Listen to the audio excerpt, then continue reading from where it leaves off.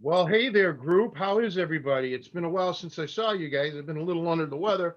How's things going, Nico, Joe, Brian? Great. Great. How about you, Tony? I'm really saddened by the Joe getting his haircut. I don't know, man. It's just it always gave me something to look forward to, and now that he's butchered it, I mean, you know, not good.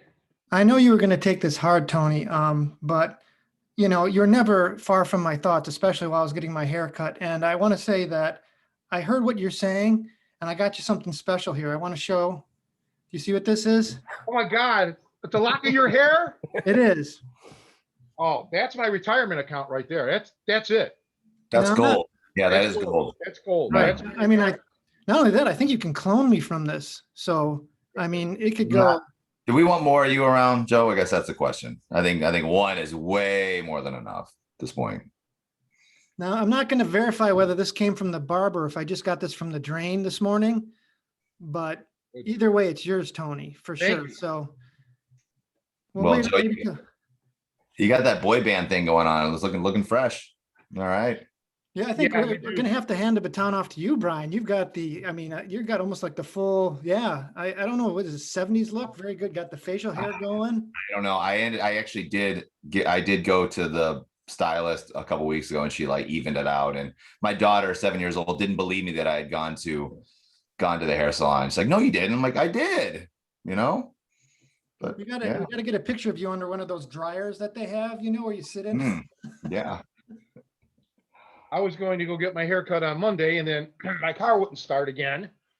So my car was tied up for a couple of days, and then I just said, "The hell with it." I just put in a ton of gel, and I'm gonna leave it. I'm gonna take after Brian now. Brian's leading the way with the longer hair.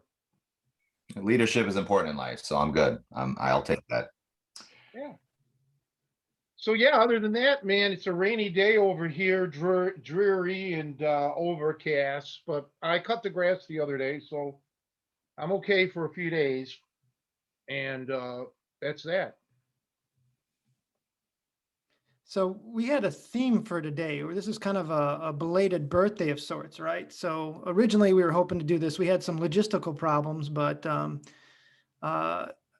we were looking, this is, would it be the 113th? I did the math before the show, anniversary, if you believe the official dates, of Stanley Rodvan. So it was his birthday, May 15th, right? Yeah, and I'm one of the guys that doesn't believe the dates. I believe he was older, not much older, but I do believe he was older than that because, I mean, you know, our memories can play tricks on us, but I vividly recall somebody giving me a sheet of paper, one of the neighbors. Oh, wait. Oh, where is he now? You had him for a second. I'm here.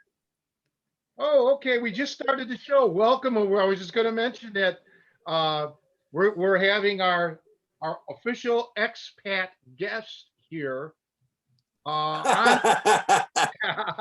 Andre Verdun, the Battle of.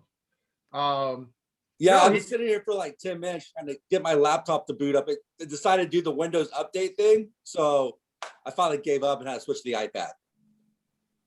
Oh, by the way, when you started to record this, Joe, I got a pop-up on my laptop for the first time saying that Zoom is recording.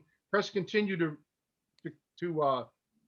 allow yourself to be recorded. Did any of you guys get that? Yeah, I got an audio thing saying this meeting is being recorded, so that might end up actually on the broadcast. Oh, Because well, I, probably. I think they're just, yeah, it makes sense from, I guess, like just letting everybody know, because I'm often recording people when they don't know it, so it's probably good that they give a warning. Only women though, from what I hear, Joe. True. Well, to get back to what I was just saying, I swear that, before I officially knew Stanley Rodvan, I always knew of him and would see him at church. But before the official thing, a couple years, I thought before that, one of the guys that lived down my street gave me a sheet of paper it was about Rodvan's 70th birthday and a list of all the feats of strength that he would still do in a show. So, but if you go by the official record, then, he was born in 1909, I think they say, or something like that. That's not it, because I started with him in 77, and this was before then that he had his 70th birthday. Unless that wasn't true. When you're in show business like that, it's common for people to, change things. You know what I'm saying? So Tony, what are we talking? You estimating that he was claiming what may have been how many years we talking difference? 3 or 4, maybe, not a lot, so I was under the assumption, I thought he was born in like 1905 for whatever reason. And the reason I think that is because my grandfather was born in 1915. And I don't know why I always thought that Rodvan was 10 years older than my grandfather. But again, you're asking me to go back 40 years plus, 45 years ago or something. So my memory could be faulty. But yeah, I thought he was born around 1905. So if that's the case, he'd have been 116 years old today or this year. I thought you were going to say he would have been 116 years old when he passed away. I don't know. No, he lived to be, officially, I guess you'd call it official, 89. He was just shy of his 90th birthday. And he was the type of guy who used to say, "You die from within," right? He was fearless, meaning, I mean, logically, he knew that if he got hit by a truck, that'd probably be all there is to it. But he didn't live his life like that. He was fearless. You talk about a bodyguard, you talk about a wrestler, a fighter, or whatever you want to call it. He did this for real, which is where I wanted to go with it. I wanted to just, be the real deal, not be a showman. And he always, it was the strongman stuff that really gave him his identity. That's what I believe he was most proud of.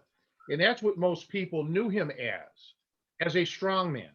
And he would entertain people, even impromptu, with things. And the sad part for me, because like I said, I was a kid, I was 13. So I'm very impressionable and so on. And it's kind of like kids who learn magic.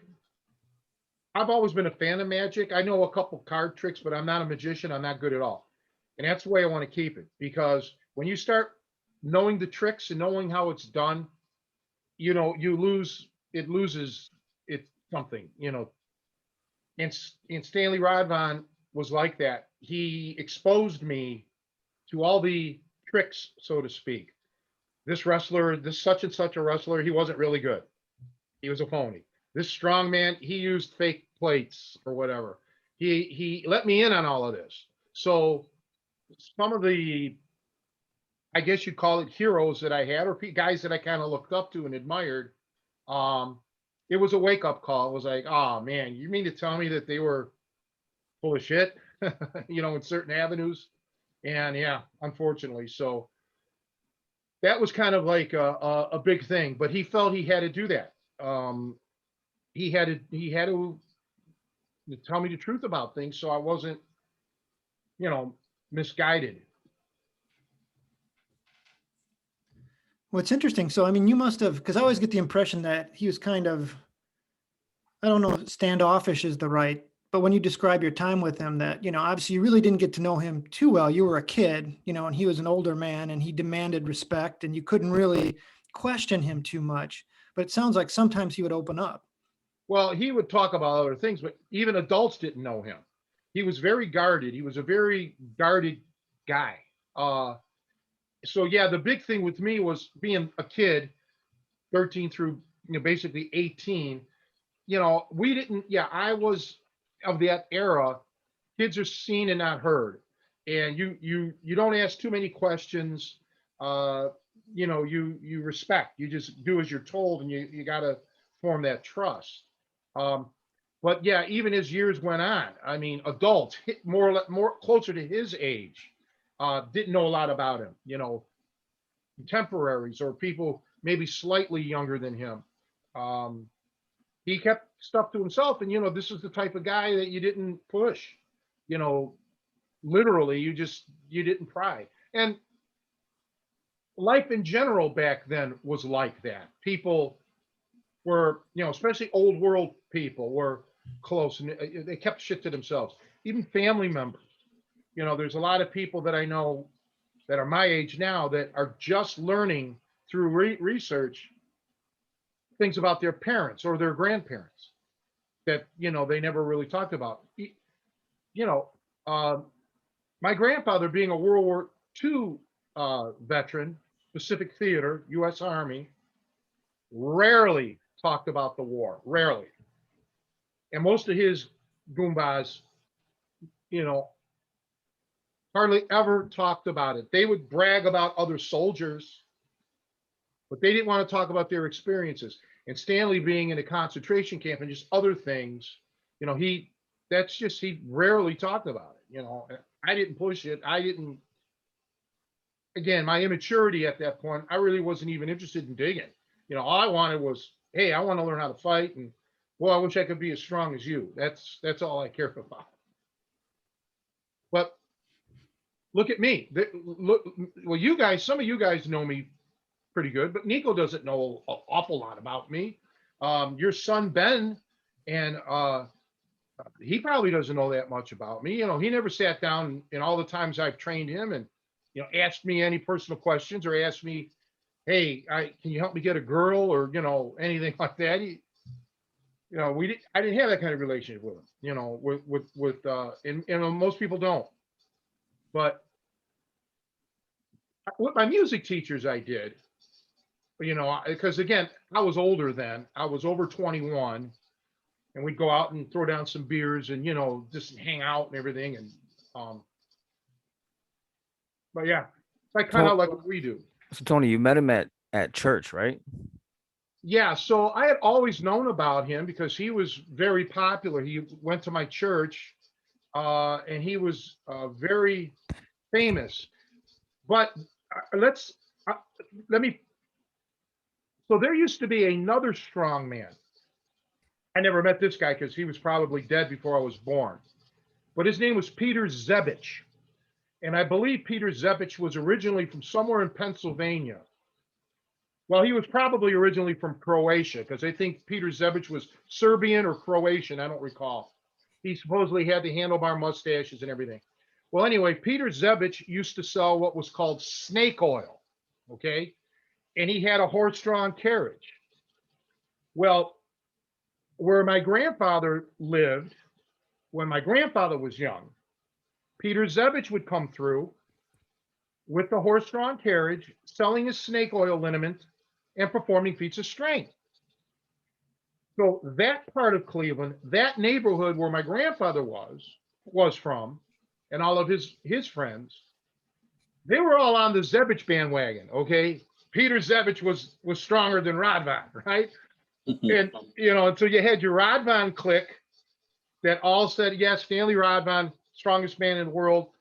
I mean, I don't even know if their paths ever crossed. I know nothing about Peter Zebich. That was before my time. And before Peter Zebich, around the late 1800s in Cleveland, there was some other strong man that I don't recall his name now either, but he did all the feats of strength. So anyway, getting back, Rodvan, I was raised on hearing about Stanley Rodvan. and all the feats of strength. And I guess at one point, my grandparents were basically neighbors of his, not in a house that I was raised in, but like when my mom was young. Uh, so so that was always a topic, and it's just the way it was. So then I've said this before, but excuse me, I became an altar boy, and we had a very small crew. I mean, matter of fact, my school closed after my 6th grade for lack of enrollment. It permanently closed. So I had to serve mass every week. And we had 3 masses, if I remember correctly, 8:30, 10:30, which was high mass in Polish, and then 12 noon. And then you had a Saturday, they started that 5 o'clock mass. So when I was on this Sunday altar boy thing, one week I'd work 8:30 mass. The next week would be 10:30 mass. And that's where I would see Stanley Rodvan. And then the third week would be 12 o'clock mass. And then the next week would be Saturday. So I'd see him like once a month. He ultimately ended up leaving my church and went somewhere else. But anyhow, I used to see him all the time when I would serve that. And he'd have this big brown shirt on or a suit on. He had that bow tie, and his chest was way out. I mean, he just had that barrel chest and walked, like this and everything. And it was really intimidating to see him. And I never approached him because, first of all, I didn't know he wrestled. And secondly, back then, wrestling wasn't considered fighting. I've talked about this before. It's funny how mixed martial arts is so about wrestling. Back then, everybody mocked wrestling, and boxing too, for that matter. All the martial arts, you had to do kung fu or, whatever. So yeah, I really I would see him and, at a distance, or, if the pastor would walk up to him, because Stanley was very religious. If the priest would walk up to him, I would be by the priest. He'd do this to my hair. That was about it, and I felt even then this electricity, right? He didn't shake my hand at that point. That came later. But yeah, so that's how I actually got to meet him. But Joe has an interesting story that my mom told him before she lost her memory. How when my mom was pregnant with me, she ran into him at the neighborhood, store there, the grocery store, the neighborhood thing. Oh, you're going to have a kid and you're going to have a big baby, big boy. Yeah, and I was almost 10 pounds, and I was a month or so, a little over a month premature. I never grew up to be a big kid. I was, kind of skinny, but as a baby, yeah. So, and even then, Rodvan would never shake a lady's hand. He refused to. And he even told my mother that I refuse to shake your hand, because he could not control that strength. That grip, when people used to think he's purposely crushing you, he's not. You don't have an idea how this guy's grip was. You just don't have a clue. Okay. It was amazing. He'd grab on and just, that's it. So yeah, my whole life, growing up, I had known about him. So, but again, it was as a strong man, not as the wrestler. Tony, I imagine, back in the 70s, obviously this is, what was there, 3 channels on the TV, you had the AM, FM. I imagine neighborhoods and communities were probably a lot more in tune with, your local folklore, your local personalities and heroes, as opposed to, what's going on today's technology and even sports, for example. Well, that's correct. And see, Stanley, my neighborhood had turned bad, like horribly bad, like the worst in the country bad, somewhere in the late 60s, right? So Stanley, Uh-oh,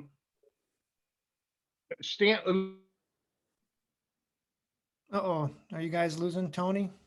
can you guys hear me? No, I can hear you again. Yeah. You're choppy there for a minute, but you're Okay, back. I may have to plug it in. Anyway, Stanley had moved out of my neighborhood. My neighborhood historically was called Old Poznan. It used to be a Polish neighborhood, believe it or not, years ago. Hence, when he first came over to Cleveland, he was in that neighborhood. Hence why he went to my church then, because it was the largest Catholic Polish church in Cleveland. And then as the neighborhood changed and so on, he moved to another area of Cleveland, that was also Polish. Slavic Village is what they call it. It's still called there. It's still called that. And then I don't know the reason why he ended up quitting the church, my church. I never asked. So when I knew him, he did not live in my neighborhood anymore. It would have been much easier if he did, but he did not. But I think that's one of the reasons he kind of took a shine, is because he knew how bad the neighborhood was, and he knew that I lived in danger. So yeah, anyway, you guys talk about something for a second. I'm gonna go plug in the cable here. Okay, yeah, and if he has to drop off or whatever, he may have to jump back in. It's funny because everybody kind of knows Tony's association with Luthez. At least that's when I first started to watch Tony's tapes and stuff. I think that was kind of emphasized more because Luthez is kind of known nationally, or internationally even, but this was kind of an aspect, and I think more since, he's kind of updated his website several years ago, he kind of advertised that. And if you definitely came and trained, he talked about it. But I don't know if I necessarily knew about Rodvan, even when I first came to train with him. When did you guys have the same kind of impression? Oh, he's back. And you're plugged in now?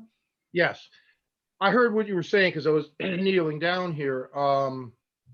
Yeah, the how the internet is. And there's, it's fascinating that people think that every fact ever known to man is on the internet. And that's just not true. There's a lot of stuff about a lot of people that aren't on the internet. I remember several years ago, I was trying to find one of my friends from a long time ago. There's nothing on him. Okay. Nothing. I don't even know if he's alive anymore. But yeah, I heard you say something about Lou. And now Lou and I had a friendship. We had a relationship that was very personal. It wasn't just wrestling oriented. It was about life's lessons, things like that.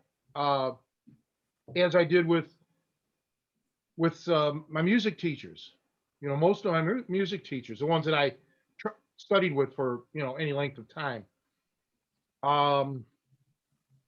But to Stanley Rodvan's credit, I probably wouldn't have had a life to learn all these lessons if it wasn't for him teaching me, because I absolutely used his stuff to defend myself, and more than, on many occasions. And so, how can you not be grateful for something like that? Just like with me, when I train people, I'm not buddies with everybody I train. I don't keep in touch with everyone. I can't delve into their personal life, but I wouldn't have had a life if it wasn't for him. Tony, you did mention, obviously, when you first met him, you were barely a teenager, but I think I recall in conversations when you got older, 18, 19, 20, is you would sometimes hang out socially with him, or at least see him in circles. Is that correct?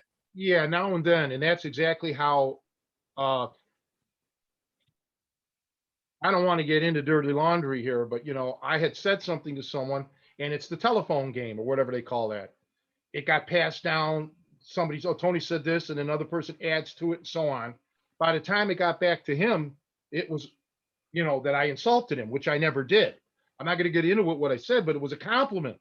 But they twisted it and shit. So yeah, and that was the last time until shortly before his death. As a matter of fact, Kevin and I were going to fly out in 1998, I believe it was, 98, to Cleveland to see him and just to get me back to Cleveland for a while. And we were going to go in June because it was my birthday. And that's how Kevin, with his business, he cleared off a block of time so we could go, and we didn't make it. He died, I believe, that April. So what are you going to do? Tony, talking about some of the things you found on the internet, I actually came across a congressional record that mentions Stanley Rodvan. Are you aware of that? I was, and I used to have a copy of it, and that was 20 computers ago. Yes. Now that was Dennis Kucinich. Now let's talk about Dennis Kucinich because, you know, he ended up running for president, and I guess that's his wife that does a lot of commentary, whatever. So the day that I actually officially hooked up with Stanley Rodvan, he was bodyguarding Dennis Kucinich. Now it was our church's picnic, and so Dennis was the mayor and he of Cleveland, and he was going through some hard times. Cleveland was in bad shape, and they were going to do a recall and, you know, all of that jazz. Yeah, whatever. I mean, I don't remember if it was exactly at that point in time, but that's ultimately what went down. But yeah, they were together, and so I think Stanley, if I remember correctly, he worked for the city or the county, and he would be in charge of passing out checks and, you know, whatever. So he had a very, you know, it was an important job. He could pack, but many times he chose not to use a gun. He didn't need to. But he had done bodyguarding work, you know, throughout his life. He even had some tie-ins with the Secret Service, and I know that he apparently trained some FBI guys, probably in the 50s and 60s. So, you know, he was a man that you just didn't play with. But yeah, this congressional record thing is awesome because he was a proud Polish American, well, Polish but American, and it's awesome that he's recognized. And I believe he may be the only professional wrestler or professional strongman that ever had that happen in the Congress. Yeah, that's probably true, because I'm not sure if I keep up a lot of history and as far as pro wrestling goes, and I'm not aware of any other records out there. One thing that did catch me is interesting when I was reading the piece that Dennis Kucinich put into the congressional record, and I've heard it elsewhere too. Here it says, born in Poland in 1908, Rodvan was a distinct child from his birth, showing off his strength for childhood friends during his youth. And I heard that in other places, that even as a child, he was like showing off his strength. And so when I think about like him becoming a strongman, you see these pictures of him when he was younger, and he got this big barrel chest and these big arms, and you think that he became a strongman through his training, but it seemed like maybe it was like almost genetic. Like he just had this built-in superpower. He did. And two interesting things that are true. There's a lot of stories that are exaggerated, but two of them that are true about Stanley as a child. I guess he bit through a spoon when his teeth started to come in. Okay. He had that because he ultimately used to do a lot of feats of strength with his mouth. With his teeth, yeah. And another time, I think he was 10 or 12 years old, and he got mad at his dad. He lost his temper, and he lifted his dad up over his head, you know, and threw his dad down. The power, no matter what the father weighs. I did stuff like that. I used to lift people over my head, and it's not the poundage. It's, you know, the shifting. It's like lifting when you lifted beer kegs. You know, they were not the weight of the beer keg wasn't the problem. It was that it would shift on you and hard to get a grip and so on. So yeah, I truly believe it was genetics. Okay, and I don't even know if he himself could explain it. But the one thing he led me on to was, no matter where you are physically, you can improve your strength. You can get stronger and stronger. And so, you know, he had me do a lot of exercises because, man, believe me, you have no idea how thin I was. You know, I mean, I was malnourished, plain and simple. And, you know, so he helped build me up the best that he could. But yeah, he was a genetic freak. And there are people like that that just have, maybe not even in strength, but like men or women who are born with perfect pitch. Okay, music. Yeah. You know, you can train it. Me and one of my accordion teachers used to practice a little bit with the perfect pitch. I had what's called relative pitch, meaning I could tell if it's a minor seventh or a flatted fifth or some shit, but I could never tell you what key it was in. I didn't have perfect pitch. So this is how he was. He had this thing with the absolute uh freak strength, but here's another thing. Uh Weightlifters, and I do believe he lifted weights. I think he was like an Olympic style lifter, but weightlifters really didn't have a lot of respect for strongmen. Though weightlifters back then, because many of those weightlifters knew that a lot of the strongman stunts are rigged. Yeah. Okay, they're showmen, all right, and so I'm assuming that he had to go through that. Oh, he's a strong man, and maybe even the wrestling thing, because most people that had a brain knew that wrestling was fake. And I know that real amateur wrestlers had a problem with professional wrestlers. Even though now some amateur wrestlers crossed over to pro wrestling, that's fine. But so many wrestlers, pro wrestlers, never wrestled. Didn't know how. So, well, my point is, he had a double whammy here of stigma, and I know what that's like because I have this stigma with what I do, the catch wrestling, and it's died off somewhat now because people, thanks to the internet, can see what I do and okay, yeah, this stuff, I've trained enough people. But before that, it was all jujitsu, jujitsu, jujitsu. Well, now they're realizing, yeah, okay, no, jujitsu, there's more to the world. There's other stuff out there, but but yeah, he was just incredible. I mean, I've never seen anybody that had that kind of freakish strength. Now, I've met guys who'd have the bench press strength and the powerlifting strength. That's different. Okay. And I cannot tell you how much Rodvan could bench or anything like that because we just didn't do that stuff. But when it came to functional strength, hand strength, arm strength, even leg strength, lifting up the rear end of his car and shit like that, he did it. And he did it at an advanced age. I witnessed this stuff. So I can't imagine what he did in his 30s or whenever his prime was,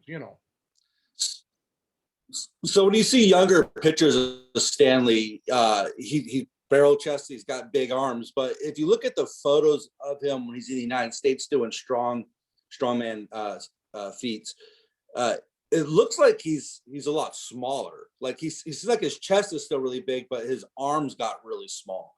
So it's kind of was the reason why I was asking about when I saw the thing about him having these feats, these abilities as a child. It seemed interesting to me because I always thought it was interesting that he seemed like, and they're old photos, but he's got like these normal looking arms, but he can bend pipes and. Yeah, well, for one, he was starved a lot in the concentration camp, so I know he lost weight there. Even though later on they supposedly gave him more rations, I don't know. But there were several strong men back then that weren't like Joe Greenstein, the mighty Atom, was really small, much smaller than Stanley Rodvan, very, very tiny. And it was a whole different element. They weren't bodybuilders. And I'm not here to say that there were some bodybuilders back then that were damn strong, like, Steve Stanko, who was an Olympic lifter and then became the first Mr. Universe and everything. I mean, that man was strong. But Stanley was strong, as I said, in functional. And you're right, he didn't have the mass. Like when I knew him, you had to feel it though. His arms were like cords. They were like solid. I mean, just like cords. Everything seemed like bone. Okay. There was he didn't seem weak. There was no weakness in his flesh. And I've met a couple people like that throughout my life that they're smaller guys, but they're solid. And that could be a medical issue. Okay, that actually could be there could be something medical or genetic, that causes that. almost like rigidity. He was just a guy that I I don't I don't know that anybody could. The only way to beat him up to win would be to sucker punch him or something, somehow try to knock him out, because you're not going to out grapple the guy. Nobody that's I've ever seen would have a chance, would have a prayer. Once he grabbed you and got you, that's it. And then one of the most legendary stories about Stanley Rodvan that I always get a kick out of, and it's mentioned in the Kucinich statement when he passed away in April of 1998, was how he pushed over a wall at the concentration camp that he was captured and placed in Poland. Did he ever talk about that? Once, and he did not want to really go into details with it. He just basically, he didn't deny it, but what he was saying is tough times call for tough things. Okay. He, because of his strength and his resiliency, he didn't break. He was an inspiration to many prisoners, or whatever the proper term would be. He gave them inspiration to live, to get through this. And several years, well, it's more than several years now, maybe 20, 25 years ago, somebody wrote somebody about that, hey, I was my grandfather, my father, whoever was in the concentration camp, and he talked about the Polish strongman at Bergen-Belsen that inspired them to continue on. That's impressive. Yep. So Tony, how did you get started training with him? I know you said you had met him, you known him from church. Yes. And then how did that work? Did he just invite you to his house? Well, okay, I'll tell you the whole story. So 1977 is when I started with him. And as I said, he came in with Dennis Kucinich, and Dennis was the mayor. I don't remember if that was how long he was the mayor, year or 2 years, maybe, whatever it was, newly, whatever. But I was by the band. We had a stage and he had a band playing, and I used to sit in. The band would let me sit in on the drums, a song or something like that. Anyway, but I was next to the bandstand, next to the stage, selling potato chips and pop. And he comes walking straight down the aisle. This is a gymnasium where we used to play basketball, and they held bingo. And that's when he shook my hand for the first time. And I dropped to the floor immediately. I mean, I literally dropped down, okay? Because I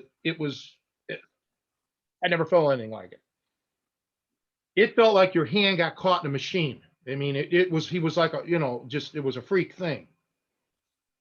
And so then we chit-chatted. All I heard, because I had been dabbling, well, I had been boxing, but I had dabbled a little bit with martial arts. My one friend, his dad knew something, and he showed me a couple things. And somebody else in the neighborhood that lived at the street over, Mr. Jennings, showed me a few things. So, he mentioned, that's the first time I knew that he was a wrestler. He mentioned about, well, you should learn how to wrestle. If you really want to learn how to fight, you learn how to wrestle. No, I said, I don't want to wrestle. I'm a fighter. That's all I want to do. I just want to fight. I don't want to wrestle. Okay. That's my ignorance. Okay. So off the gymnasium, they had other little rooms like classrooms. Okay. And I guess at one point back in the 50s, when that school was really popular, they used that as an overflow classroom. So anyhow, he's like, well, why don't you come in the other room here? I want to show you something. I'm like, I'm not going in that room with you. I'm not. And then my buddy was with me, peer pressure. What's the matter? Tough, I'm like, okay, all right, whatever, So I walked into the thing, and he looked at me, and he had first of all, that cauliflower ear, and he had this big, thick accent. And he didn't say it in any other way than this. He looks at me and he goes, kick me. What? kick me. Okay, I'm not kicking anybody, right? But again, I was forced, so I throw a, right roundhouse kick, and that man, he caught it and put me immediately in a stopper toe hold. I was screaming before I hit the ground. I'm like, oh my God, what was that? Oh my God, my ankle. I can't believe that. Show me, show me. He goes, you don't want to learn to do this. You're a fighter. You don't want to wrestle. Then, he was mocking me. I'm like, man, because I never knew what a submission was. You might have saw some every so often when you're watching pro wrestling, but they were, like ridiculous. So this was like, an eye opener. And, that's how my indoctrination came. And, then it was just a matter of, it was still summer. So I had summer vacation. I was able to get to his house on his schedule. Yeah. And he started showing me, well, at first he showed me just a bunch of exercises, to do because I was pretty sickly every year. Now, this is something I want to address because a lot of people will con you because the internet is full of that bullshit. Well, I used to have bronchitis really bad, and I always missed school. Every year I'd be in the hospital. So I'm not just sitting here telling you that he cured me of bronchitis. I could have just maybe grown out of it. But after I started doing his exercises and the breathing exercises, I never missed school again for bronchitis, ever. I never had a problem with bronchitis again. So I can't prove it that it was the breathing exercises, the deep breathing exercises, and the physical fitness. But facts are, I never had bronchitis again. But anyway, yeah. So he's tried to tell me that you have to get in shape, you have to be strong, you have to be up here because this is pain. Levels of pain that are unimaginable. And I've said it to you guys many times when you're training with me, the worst pain you'll ever get is in the gym. And that's what he used to say. The worst beatings you'll ever take in your life will be here, not on the street. The street will seem simple to you. And he was right. Not that I didn't get nervous in the street. And, when you get jumped, you do have stress, but it's a matter of collecting yourself and postponing the stress. You don't not have it, because if you don't have that stress or that fear, then there's psychologically you're detached from reality. There's something wrong. So what you do is you try to misplace that. Okay, you take what's in front of you now, and you just say, okay, I'll have my dump later with this, my adrenaline dump. And people who are trained, highly trained, can do that. And so I had been through stuff with him, physical pain to the point of crying pain, that I'm like, okay, well, I've been here already. I've crossed this bridge. All right. The only thing that the people on the street are going to bring into it is multiple assailants, but weapons, knife, ball bats, guns, which obviously he didn't do those things to me, But Joe to a degree, but Brian was around, one of my earlier students in Chicago, and Brian knows how rough it would get there, and how I would be. I mellowed a lot through the years, but I was a lot like him when I would yell and scream and just try to get you to do better because, your life is, in jeopardy if you don't. But Can you talk about that, Tony? Because I remember you telling me one day that when you trained with Stanley, there was no tapping out. Like you didn't get to tap out, and he would punish you. Yeah. If he had to let you go because he says he earned the move, so he should get to like inflict pain on you. Well, okay. So first and foremost, yeah. All right. I never knew the concept of tapping out. That's just something that, most human beings never knew. Okay. It only got popular with if you did judo or something, you probably knew. But the old adage was cry uncle, right? Uncle, uncle, uncle, right? Well, or so you're screaming, all right, again, I quit. Ow. And tapping out is actually a very bad concept. And I'll get to that later. But anyway, he would, let's say it's a top wrist lock. Okay, just for an example, he wouldn't hurt me per se. He wouldn't injure me, all right, but he would crank it, and I'm in that pain world. And his thing was, hey, listen, I earned this. I earned this arm lock. You know, you're not going to tell me when to stop. I'll stop when I choose to stop. So that's not where it ends. Okay. So anytime that would happen, if he would have just let go, like everybody does in all the gyms around the country, around the world, you don't really ever appreciate where, you know, what the bullet you just dodged. Okay. Because you just don't, you don't want to hurt each other. So it becomes a fun and game thing. Okay. And it should never be fun and games. So what he would do, anytime he would get me in a submission, when he finally let go, I was forced to stand. Now, this is where I'm saying you can't do this nowadays. I was forced to stand up, close my eyes, and spread my legs and my arms out like this, like a scarecrow. And he'd come up to me with my eyes closed, and he would not just do it quickly. Sometimes I could feel his breath and everything. My heart's going like this now. I'm frightened. What's going to happen here? And I'd get slugged. I'd either get strapped, I'd get paddled, I'd get kicked, I'd get hit somewhere. I don't know where, and I don't know exactly when. But what does that do? That triggered my adrenaline. And that made me very afraid. Okay. That simulates what's lacking in any martial arts school I've ever been to, is you don't get that adrenaline. Okay. It's play acting. Okay. Well, this taught me that every time, if I'm going to get caught in a submission hold, I'm going to have to go through this trauma. And that's exactly what it is. It's trauma. It traumatized me. It truly did. But ultimately, and believe me, this wasn't something that I developed the ability to get out of these submission holds. That took years. Okay. Because he was so advanced. It took a few years before I was able to not get tapped anymore. And it was because of this fear of this, oh my God, what's he going to do? So when it used to be 6 times a session, it finally got down to where it's like maybe two times. And then it became where it almost never happened. Okay. And then ultimately it got to the point where it never did happen anymore. All right.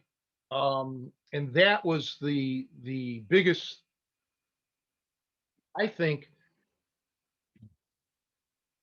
Nobody trains like that. I'm the only person that I've ever met that trains like that. So I had a bigger advantage than anybody. So I was able to equate pain, injury, potential, fear, adrenaline with the submission holds. So very, very intense. But it did, it plays with your mind, you know. It does. I'm not going to sit here and say it doesn't. That's why people would say, "Oh, Tony's psycho. He's violent. He's crazy and shit." Well, no, I've been where you haven't been. That's all. I've been to the edge, whereas most guys haven't. You know, it's just the play act. It's just the game. To most players, you know, and that's why, you know, I'm not a player. So that was tough.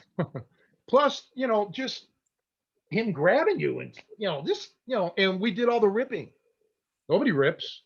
You know, when we doing all this ripping stuff, you know, boom, bang, bing. I mean, you know, it's unbelievable. Did Stanley ever talk to you about where he trained? Was he a wrestler in Poland? Yeah, he did. Well, yeah, he was a wrestler in Poland, and he toured the world, South America, I don't know where else, doing his strongman shows and wrestling.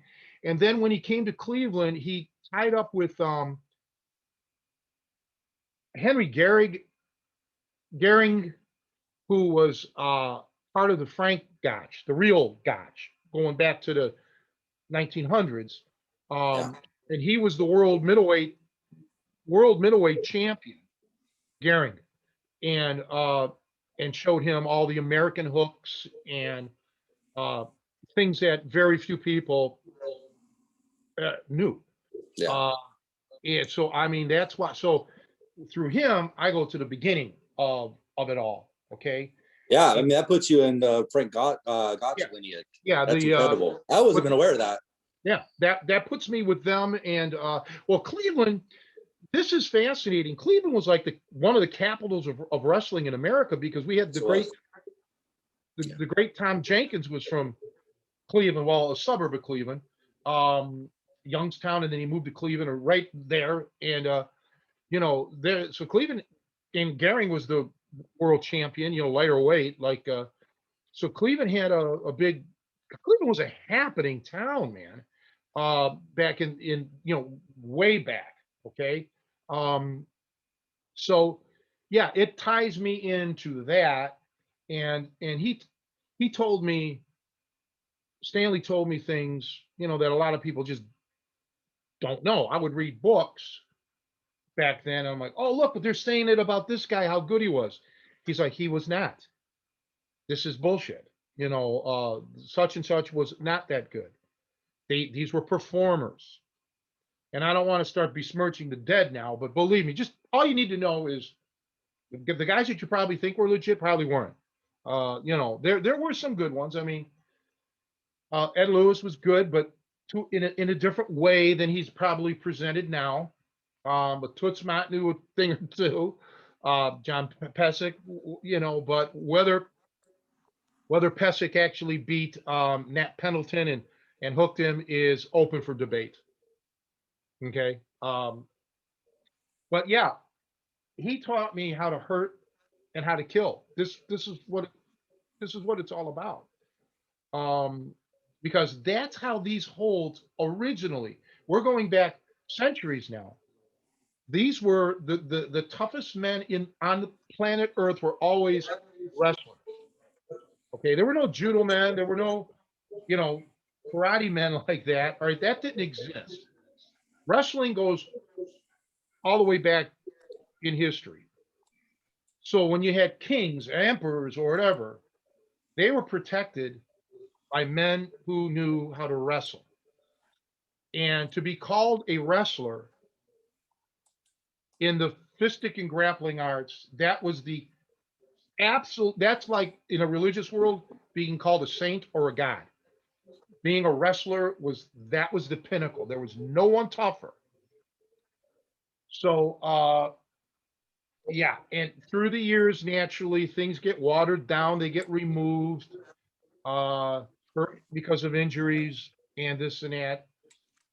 Then they made it a sport, amateur wrestling, judo too, and even the jujitsu tournaments. They try to take out all the stuff that can kill you or really permanently mess you up. But that's the other thing that we need to talk about, like what Lou says with the hooking. And when you hook, back in those days, there was no arthroscopic surgery. There was no knee replacements. Okay, there were no hip replacements. You get crippled, you're crippled. You potentially could be crippled for the rest of your life. You could never recover from these injuries. Like I never got this bicep reattached. It's probably too late now. So you're crippled forever. And that was the importance of these holds. And that's why most wrestlers didn't know them. You didn't really need to know them. You knew how to do it in a performance way where you had a safety valve where you could get out in case your opponent tried to double cross you and go live. All right. A real hook, there's no escape valve. You're not going to tap. You're not going to tap out. It's not going to take 2 or 3 seconds. It's instant. So the best way that I could demonstrate this, imagine if somebody throws a punch like this, nice and slow, so okay, if I have to, I can block it. Whereas a real punch is like that. You're not going to block it. It's too fast. That's how these hooks are. You put these holes on, you're full blast instantly. You control the situation 100%. Not playing around and taking forever to tap a guy out or gradually applying pressure. You don't. So that's the history of it. And it's really interesting. The body can only move in certain ways. And you have to know every way the body can move. And therefore, you take it the other way. In order to destruct, you have to know how to construct.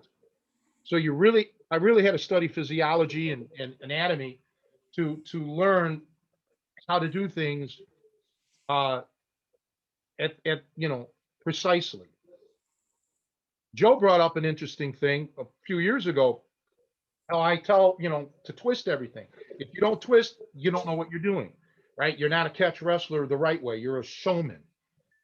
Joe found out something regarding, what was it, spaghetti noodles or something like that. You want to discuss that? Yeah, I just was on the, actually, I know Andre's an NPR nerd. I was listening to, they brought up, they're talking about a study. And, I don't know, it was like undergrad or something, but it was just, they were trying to find the most efficient way to break spaghetti in two. Because normally if you're going to break it and put it in the pot, normally spaghetti, if you tried it, it flexes and then quite often it'll shatter. So you'll get a lot of shards everywhere. And so, the students, they do a lot of exercises like this where they like drop eggs and other things. So they were doing this thing with spaghetti and they found out, oh, what you do is you take a bundle of spaghetti and you twist it before you try and snap it, because that takes all the play out of the dry spaghetti and then it just cracks right in half. And I mean, it was the light bulb went off for me right away. It was the best way to take a play out of something. And you've talked about, I mean, this goes into other things, but you're always twisting and turning things, putting it in an unnatural position. So you're taking, and it all, it's clearly back in the day, someone figured this out with locks that you're going to do it, but it's the exact same principle. And that's why that forearm that, you can't understand how in a double wrist lock, when you're standing on the feet, how it feels like, like you said, it's like in a machine, like it's going to shatter. It's because even something as strong as the bone, when you take all that play out of it, it's the same principle at work there. Yeah, and that's why people think that I'm strong. Well, I was strong, but I was not, it wasn't my physical strength. I'm making you weak because I'm putting your body unnaturally. That's the trick to really being a great fighter, a great submission guy, is putting you unnatural, making you weak. Otherwise, like now, a lot of submissions don't work because people are able to muscle out. And the sad part is they should muscle out. Do it. Muscle out all you want. When you're in a gym and the coach, no, you use muscle. You shouldn't use that. You need to learn technique. No. Because if you attempt, see, that's a coach trying to save face. Because if you get into a self-defense situation against someone on the street, they probably don't know what you know. If you can't stop somebody from muscling out, you're the one who's got the problem. Okay. You don't have good technique. Period. What am I supposed to do? Go up against some jacked up dude and he powers out of something, and I'm supposed to say, now, wait a minute. This is a street fight. Let's do this again, but now use some technique to get out of it. Maybe that would work. Maybe he'd laugh so friggin' hard he wouldn't want to fight anymore. But when I see coaches doing this, I'm like, this is a fraudulent coach. This is a guy that just is covering his ass because his techniques don't work. Okay? And that just infuriates me because they're frauds. They're absolute complete frauds because they may not be even intentionally doing it. This is just how they were taught, and they were taught improperly. If a guy can power out, then you did something wrong. You need to get back there again and try to put the lock on so the guy can't power out. Okay? So when you weaken the person, there's no more powering out. Okay? You've seen it before when you guys put the top wrist lock on me the proper way. I can't, and I'm twice as strong, and I still can't get out of it because you have it on me right. You have me nailed to the cross, man.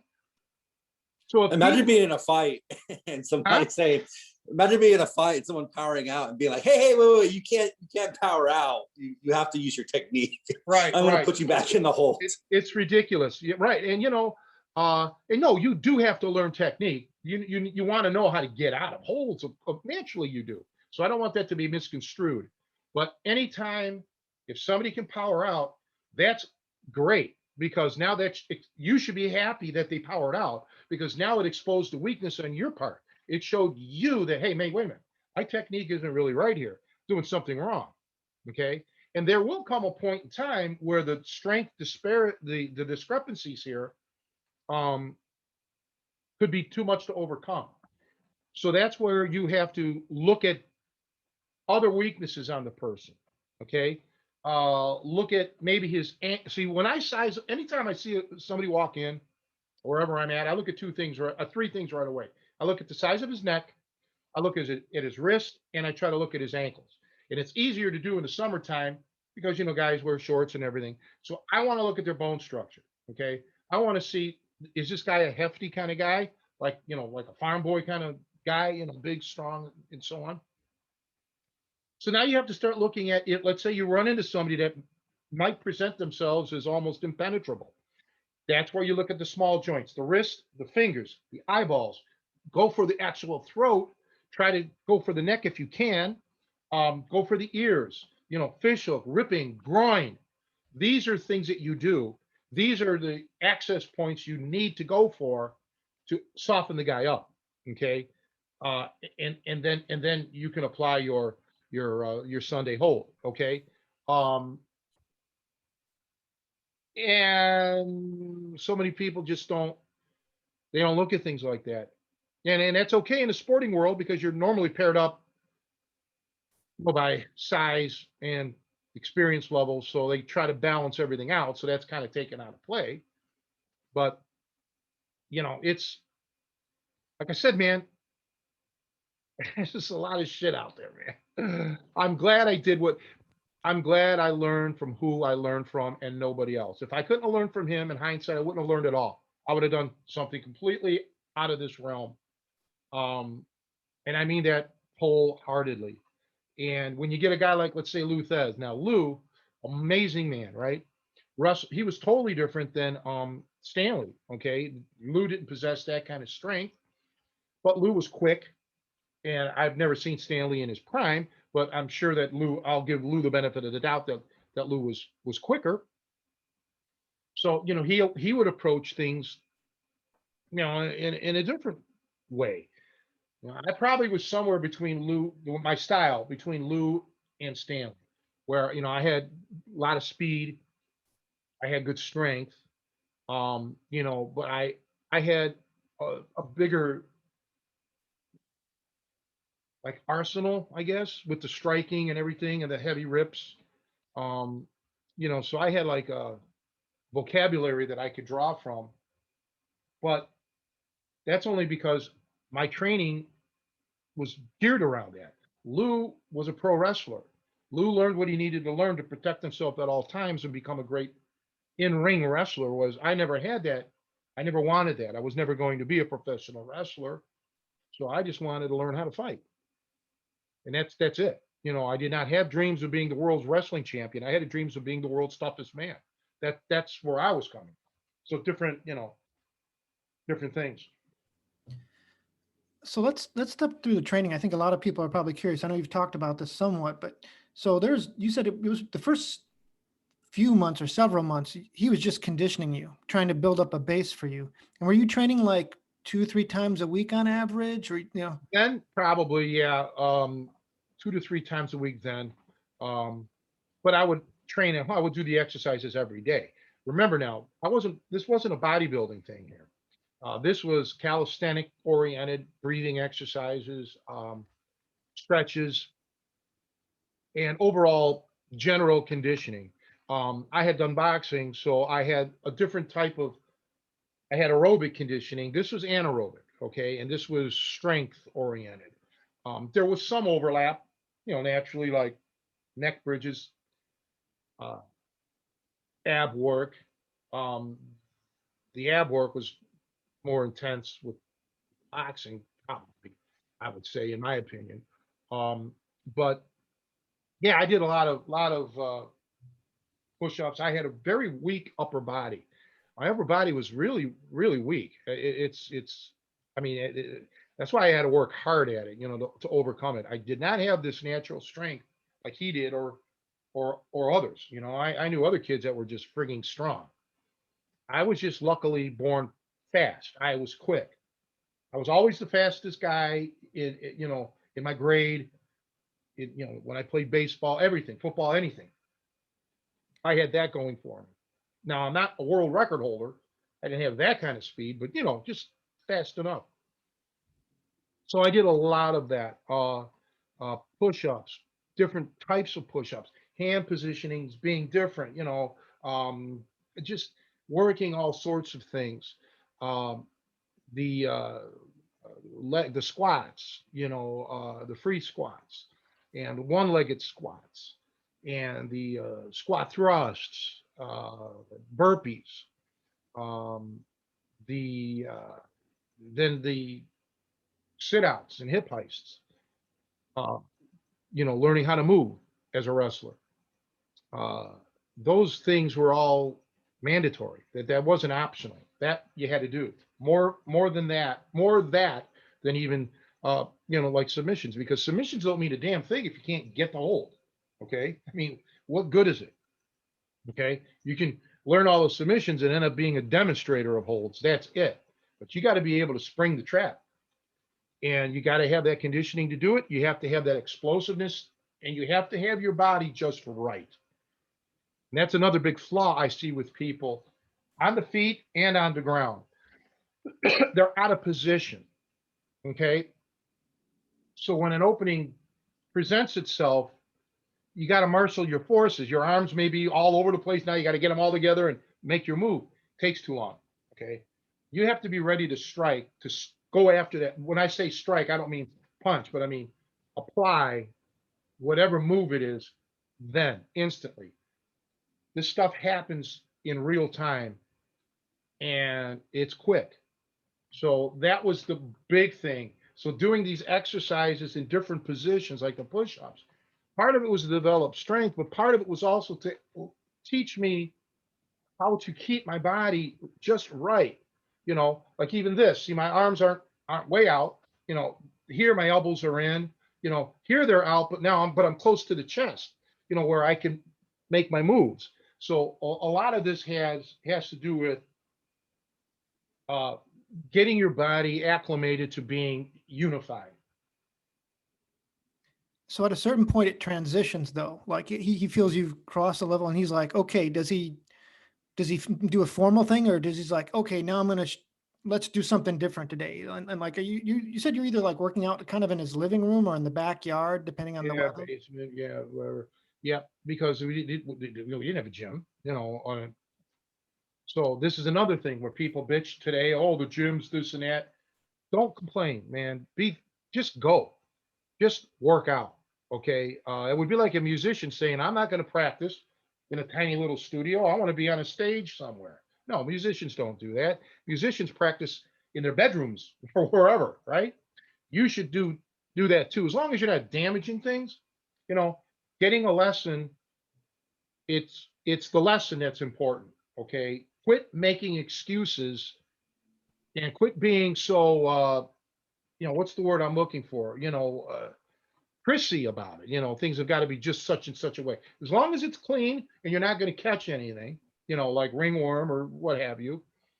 Yeah. So the first martial art lesson I ever got was in my like a dining room area of my house.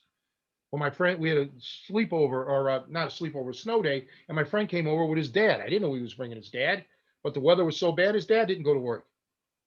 And he says, well, you're Frankie's best friend. I'm going to teach you some, martial arts. Oh, wow. Okay. And we just moved the table out of the way, or the chair, and there we go. So that was the same with him. I wasn't expecting anything elaborate. But, he didn't go to Mount Olympus and say, okay, gods of wrestling, Tony's ready to learn hooks. No, he just decided whenever the time was right in his mind, okay, I think you're kind of ready.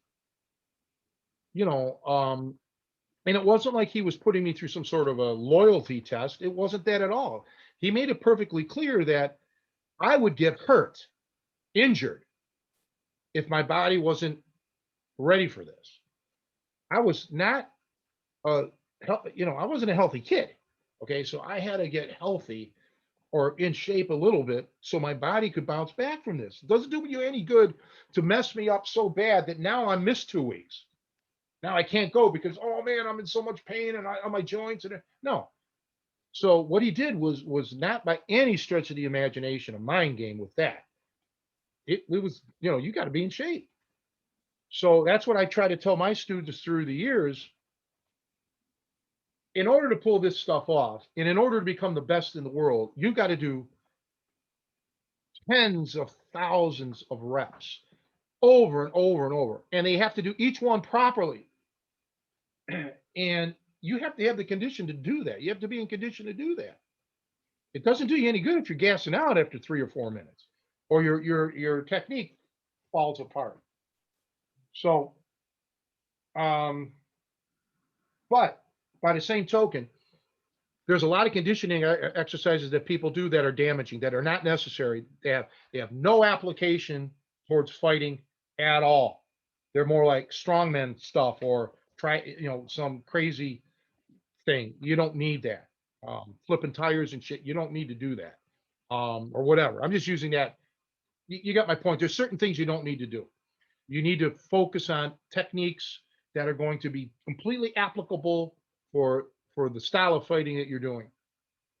And everything that I learned, and then of course years go by, and I put my own stuff, and I develop my own thing, because that's part of it.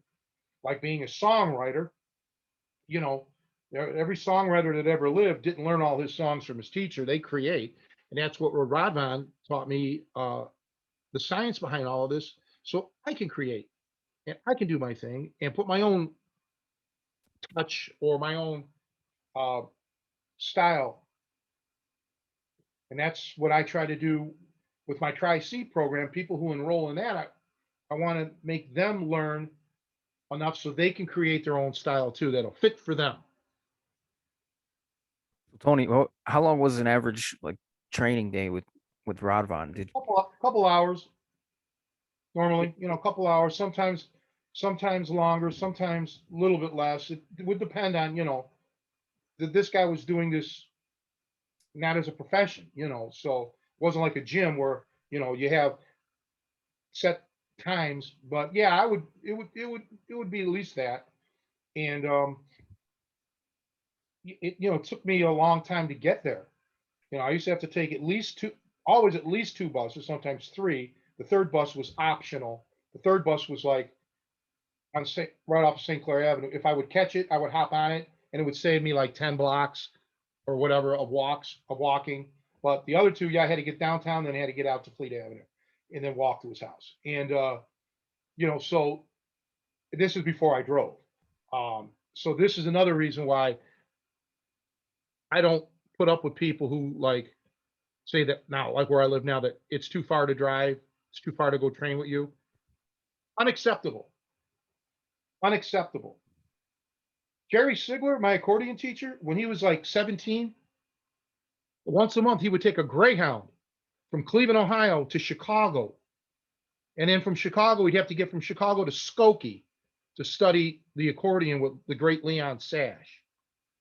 Sam Incaparo would fly from Chicago to LA, take a cab from LA to Beverly Hills for a lesson with the great Tommy Gamina, and then fly back the same night. Imagine how much that cost, because they wanted the lessons from these people. So I went through it, and that's why, like I say, it's very unacceptable to me when people complain, oh, you're too far. No, you know what? I'm not. There's people that come from all over the world to train with me. Imagine that. Those are the guys I give credit to. They'll fly in from wherever. Even you, Nico, you look how far you live, and you were still coming out here because you cared. You were, So yeah, there's a lot of excuses. Everybody has them, and I'm just as guilty as others. I've made excuses in my life why not to do things or something. But if it's something that you really want, there should be no excuse. You should, as long as the only excuse would be is if I said I can't teach you, well, all right, then you can't learn from me. But yeah, there was times too, Nico, where I'd show up and we couldn't work out because I had to help him with something. That's part of it.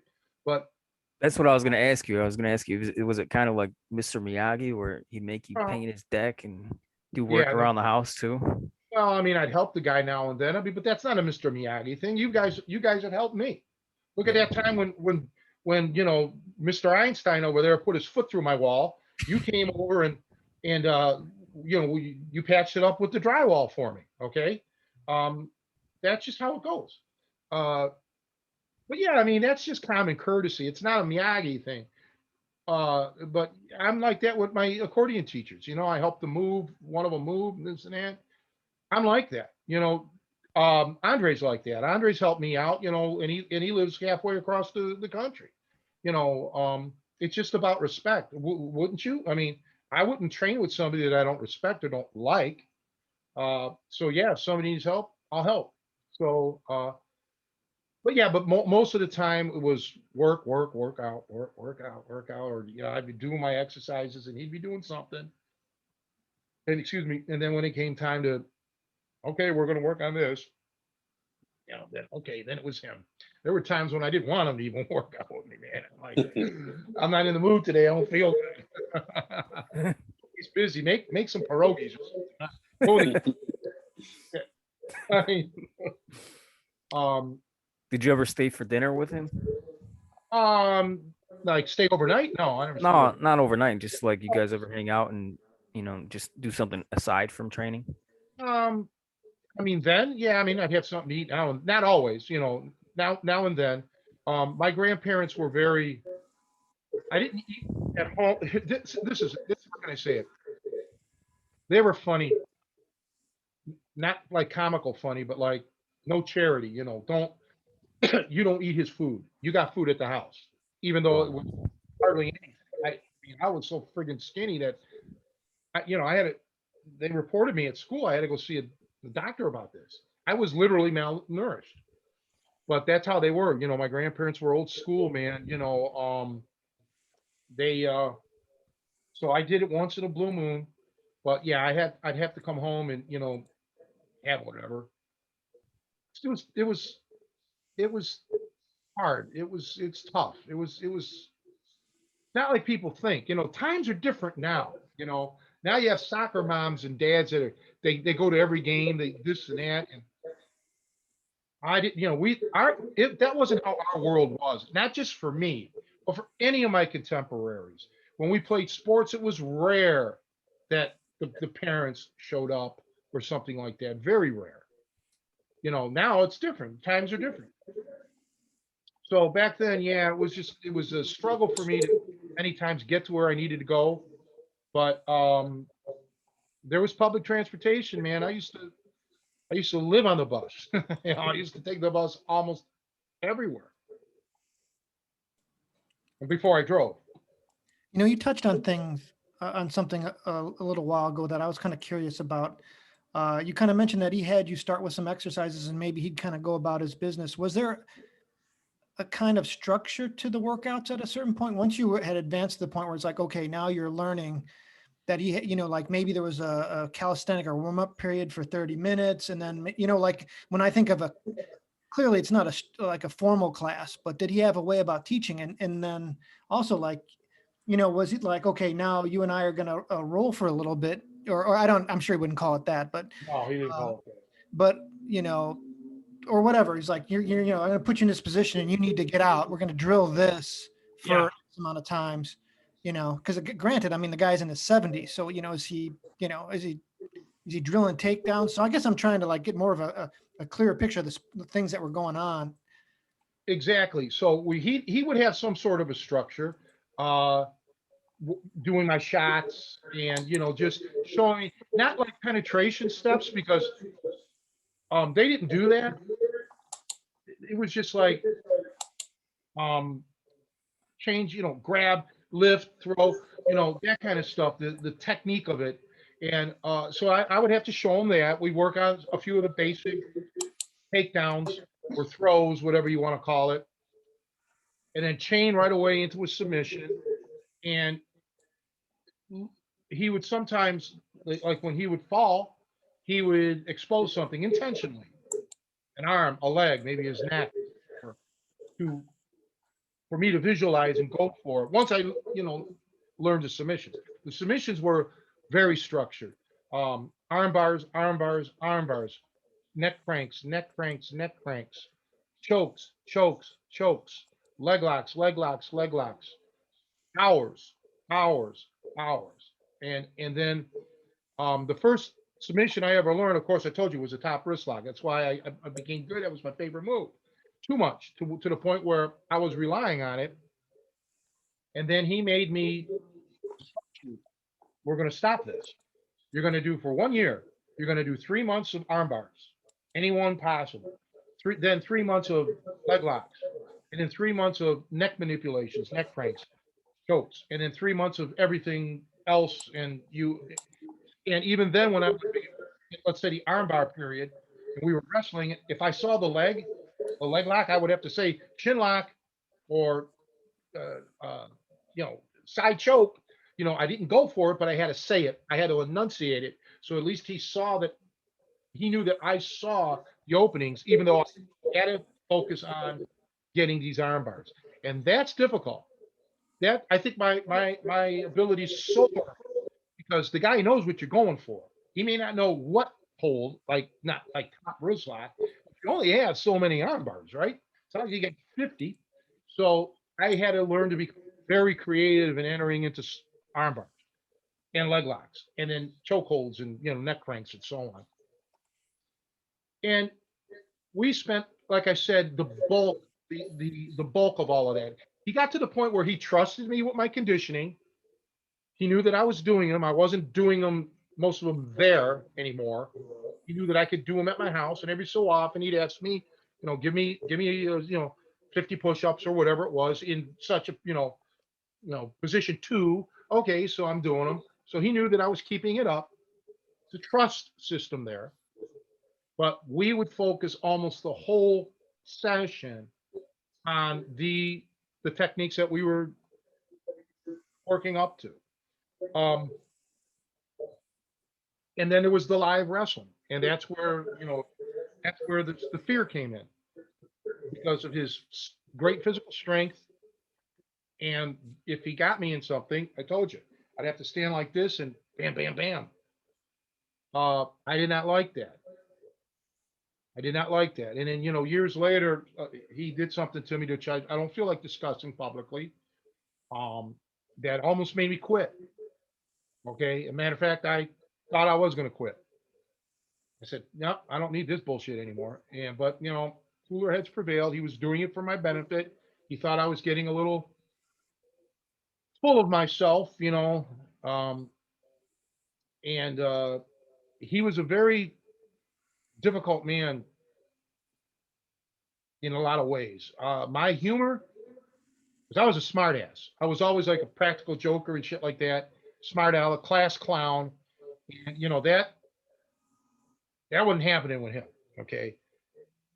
But even so, sometimes I'd say something smart, like sarcastic. And he didn't like it.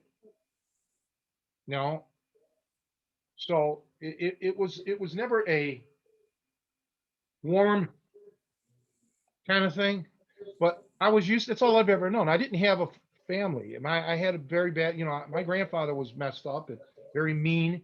So this was almost like, well, this is how it is with everybody. I never knew, that loving kind of nurturing shit that everybody wants nowadays. That's a foreign entity to me. That was very foreign to me. I never really had that. And, Tony, if I could chime in, Andre, do we have some feedback? Maybe if you're muted, I don't know. I'm getting some kind of background sound. Yeah, in kind of discussing the parallels from definitely not to the degree that you came up under Rodvan, but I remember back, early training with you, hearing some of the same themes of, conditioning is important. Doing the Hindu squats and obviously a lot of strength training, and even times where, I remember you specifically saying, you need to just develop your wrestling. It's just don't even think about submissions for the next few months. And there were times where obviously if somebody came in from out of town, we would do that. But just the idea of you have to kind of shelve certain things to focus on this and build that back up, and you can reintroduce those other elements. So, and then obviously just the that aggressive attitude toward training. So it's really refreshing to hear these things, I guess, just from kind of seeing the next iteration and the generation that you try to cultivate. You were there for it, unlike others that weren't. And yeah, see, here's the thing. It's like, what's your rush? Or how can I word this? Because I want to get this out right. There's certain people that don't really want to put in the time and effort. They just want to be able to say they trained with me or whomever, but we'll use me in this example. But my point is, you cannot learn everything that I know in a month. So when I tell you shelve the submissions for a while, work on your wrestling, that's because this is an open-ended training thing. I don't expect you to like quit in 3 months. I expect you to never quit. Really, in essence, I expect you to continue to learn until the day you die. All right, that's how it should be. So I'm not looking at the clock, so to speak. If I tell you don't work on your arm, or like left, forget the submissions for a while. You have to work on your basic wrestling skills. I mean that. You know, your submissions are going to do you no good if you can't control the situation. So, you know, I've always been about controlling the situation. And the only way to control it is I got to be able to dominate this guy. And when I go up against somebody who's, you know, heavier or stronger, well, then I'm going to have to use my speed. If I go up against somebody who's smaller and quicker, well, then I'm going to have to use my size. You know, I got to be flexible like this. And that's why I have to have a repertoire. And that's what I want you guys to have, that repertoire of stuff. And a lot of it isn't submissions. A lot Yeah, of and it isn't even wrestling. Some of it's just it's strikes and shit too. You know, this is so important. I saw a clip the other day, or maybe it was a week ago, of some MMA guy getting knocked out and you know out cold because again he didn't know what he was doing. He has hands way down and boom, he gets clobbered. When you wrestle, you may not get clobbered. Let's say if you're not using strikes, but if you wrestle similar to that, where you're exposing shit, that's no good. So that's why your wrestling has to be modified even from amateur wrestling, because straight amateur wrestlers expose a lot of things. They're open to leg lock, arm bars, neck cranks, or chokes, you know, neck manipulations. So you have to learn to wrestle in a different way, almost like a turtle type of wrestling, where you're constantly in some sort of a shell, you know. In it's not being taught. You know, everybody's so interested in you know rest or submissions, or I'll wrestle and I'll add submissions to my wrestling. No, that's not the way to do it. Okay, it's like building a car. If you have a car and all of a sudden you put in a 750 horsepower motor, thinking that's all you need, you're wrong. Because you have to have the transmission, you have to have that torque converter, you have to have the strong drive shaft, you have to have the rear end, the differential if it's a rear wheel drive vehicle, that all has to be beefed up. You have to have the right tires so all of this can hook up so you're not just sitting there spinning your wheels. This is how you have to learn about fighting. You can't just add things like, I'll add all these submissions. No, the rest of your wrestling, the rest of your chassis, like the automobile, is weak. You have to build balanced. And I just, even at the highest levels, I still see people who are so unbalanced. And I can see that they love what they're doing and they have so much skill, but the coaching behind them is lacking. They're unbalanced. They could do it if they had the right coaching to say, all right, stop this shit for a while, work on your weaknesses here. And that's what I wanted you guys to do. Maybe not be the flashiest guys in the world, but be rock solid. Okay. And, you know, that's the goal here, to protect you enough, you know, to, then you can start tacking on a few things. That's just, I get, you know how seriously I take this stuff. I love this. But it's so frustrating, you know, when I see guys who and girls who have all the ability in the world, the love, the heart, they have it all, but they're wasting their time because, you know, the coaching isn't there. They're being misguided, and they have so many flaws that they shouldn't have. You know, you get my point? yeah, absolutely. I mean, that's been I mean, going back 20 years at this point, plus, you know, people wanted to come and learn the compound holds or the, you know, the catch wrestling holds. And that's kind of just, I'd say, a general flawed approach probably in cross training in general is, you know, they go to a boxing coach because they want to learn mechanics for a proper right cross. Why don't you learn the conditioning? Why don't you learn the defensive moves? Why don't you learn the footwork? I mean, you need to adopt, and delve into those elements to understand boxing to be able to execute, that right cross. And so the same with obviously wrestling on the feet or catch wrestling. It's people just want to extract and try to augment their overall approach, which there's, I'm sure, some benefit to that too, depending on the person's background. But yeah, it takes I would say a certain amount of willingness to really take an all-encompassing delving approach into something and really learning it and getting benefit that way. And a lot of people don't take it that way. No, they don't. They want everything in a hurry, and then they wonder why nothing works because, it isn't like that. Okay. You're remodeling is what you're doing. You're reconstructing yourself from the ground up. And, as a coach, I have to get to know your body and know you and see where all your flaws are for one. But I've got to reach you up here and then make the mind-body connection. Some people are quicker than others, right? Some other people, it takes them a little bit longer to grasp it. So yeah, I'm not a miracle worker. No one is. But I remember, and I'm not mentioning names, but there was some martial art guy who was charging, I believe it was $10,000 for 1 month training, and you would get your blue belt. Okay. 1 month, 10 grand, blue belt. Come on here. I mean, that's, even forget the 10 grand.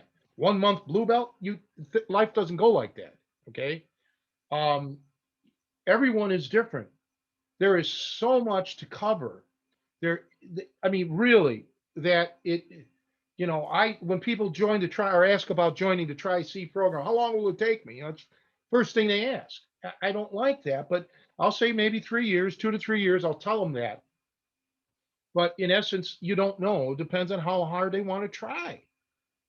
And are they willing to listen? And are they willing to do things that they can't go down to the gym and show off? Right? Oh, look at this crazy Tony's got me all twisted up. Look at it. No, you're not going to get that right away. Okay. You're going to learn stuff like, what Tony showed me today? What? Well, instead of going like this, he taught me to go like this to come in. That's the kind of shit you're going to have to learn. Okay. Not extending your elbows, moving in, keeping everything tight, keeping your hands up and keeping the chin down. This is golden stuff. But everybody wants, I shouldn't say everybody, but so many people want to see show me something new, show me something I've never seen before. It's frustrating. You sometimes can't get through to those types of people. It's like people who think that Joe Cardinal actually looks good now. No, we don't. You know that. He doesn't. But there's going to be people that are going to think so. And how do you get through to those people? You don't. I rest my case. So Tony, did you and Rodvan ever train in a different setting, or was it always at his place? Oh, pretty much always. Did you ever bring people with you? Like I did. A friend come with you? I did a few times later. Yeah, absolutely. But they didn't want no part of this. You got to understand again, if it was nowadays, they'd probably be jumping at it. But this is in the late 70s, early 80s, where it was still lingering Bruce Lee, Chuck Norris, and the beginning of what's the other guy? Jackie Chan. Okay. Martial arts. Not what I was doing. That didn't interest anybody. I can't fault them for that. Because I wasn't interested in it in the beginning. I didn't think this shit was any good. I didn't know what I had. I'm like, Jesus, man, I'm over here standing on my head doing deep breathing exercises, and I'm bending over and breathing, and I'm doing crazy push-ups, and then I'm twisting arms, and I'm thinking, okay, but,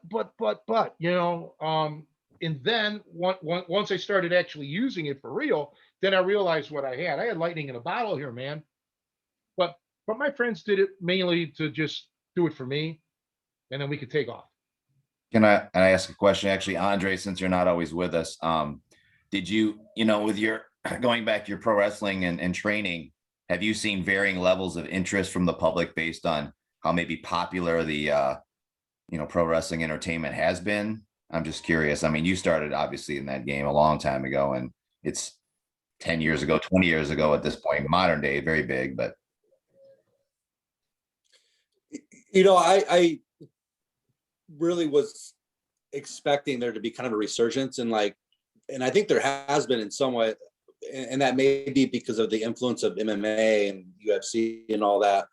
I could tell you that when I was starting to introduce Tony to the wrestlers in Los Angeles, and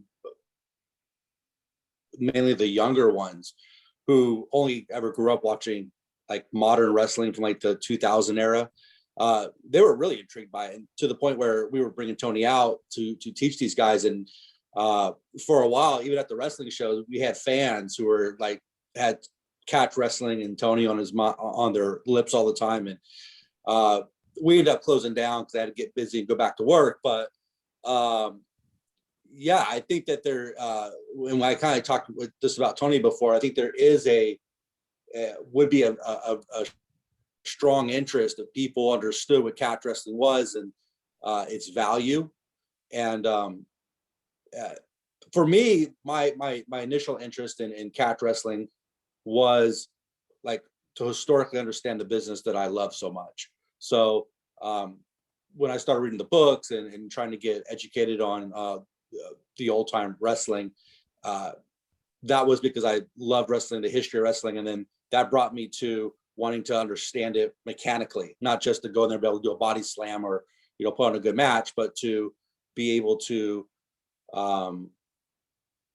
understand this piece of history, not just to read it through the books, but actually be able to get on the mat, somebody, Tony, the last living hooker, and be able to learn the mechanics of what it was that made wrestling so unique, and in a time where it was very different, where you actually had to be able to beat someone on the mat to really be taken seriously in the industry. Yeah, I missed those days out there. It was nice. I come from so like if I want to really learn to speak English, I don't need to learn to speak Spanish. What I mean by that is I don't need to learn another grappling style. Some people choose to study other things. Well, what I know, what I've learned is so complete as far as the grappling aspect. I go outside of the grappling for, obviously the strikes, boxing, whatever else. And that's all I do is I'm single focused. I don't need jujitsu. I don't need judo. I don't need hapkido. I don't need anything else. That's taking time away from catch wrestling. Okay. And it's going to hurt you more than it's going to help you. Where people get mixed up is, and I'm not saying don't watch a jujitsu guy or a judo guy. Appreciate them for the style or whatever it is that they're doing. But it's like a musician. Okay. If you're a jazz musician, you should know all your scales, theory, chords, everything. So when you're jamming with somebody, they may come up with a creative idea that you like. Oh, I like that lick that he played. I'm going to incorporate that. Or I like the rhythm that drummer laid down, that little Steve Gadd kind of funk beat or Bernard Purdy beat. I'm going to use that, right? That's how you should approach this. Okay. But if somebody's spending years getting black belts here, there, or whatever, that's not, to me, the way to do it. What I know, you'll be able to handle yourself against any grappler that ever lived or ever will live. But if you want to go and you saw some judo guy do something awesome, then go learn that little thing from the judo guy, or watch it, or figure that out. So you can take little stylistic things. But believe me, when you look at boxers, and I don't pick a name, anybody, Sugar Ray Robinson, you name it. Sugar Ray Robinson became the greatest boxer maybe of all time by just boxing. He didn't go to Thailand. He didn't go to Manila. He boxed and he became the best maybe of all time at that. And I think this is a lesson that's lost on so many people, that they may not be making the progress in the style they're doing. So they'll either go to another style, another teacher, when really the problem might just lie in you, or there may be a disconnect between you and your instructor. But, you know, it just, I really look at things differently than most people, and I don't expect everybody to agree with the way I think. But I'm well-rounded enough, and I've been with the best in the world in several different, like, music and everything. And I picked their brains on how did they get so great. And you know, it's not by dabbling, it's by diving so deep that they didn't even want to come up for a breath of air.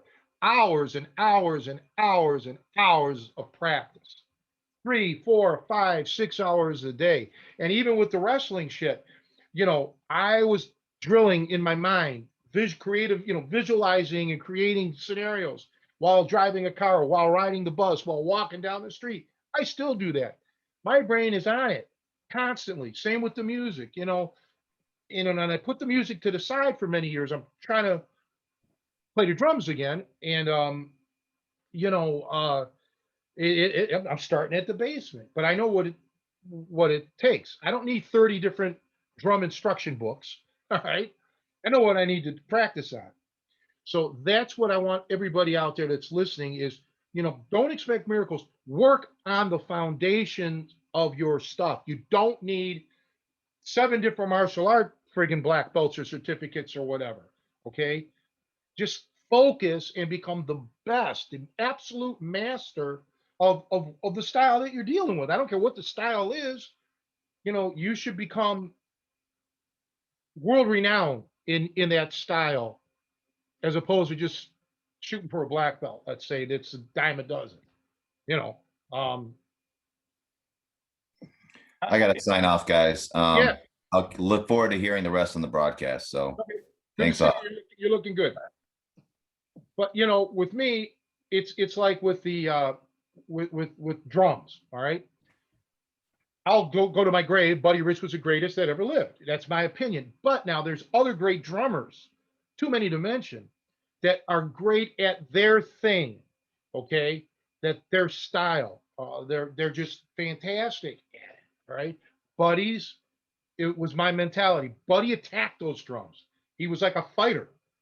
Okay, and so I wanted to be Buddy Rich. Wanted to be as good as him. It never happened because Buddy was a Stanley Rodvan. Buddy had he was playing drums since he was 18 months old. And he had this natural thing. Everything just was just natural. The guy was never out of position. Um, so I beg everyone out there, man, hunker down with your training. If you choose to train with me, dive into it, but work your ass off. Don't expect something new every day or every week. Just keep on practicing. And then the new stuff will come because you'll be doing the move effortlessly. And you'll surprise yourself. And then you'll have pride in this. You'll say, man, this was hard.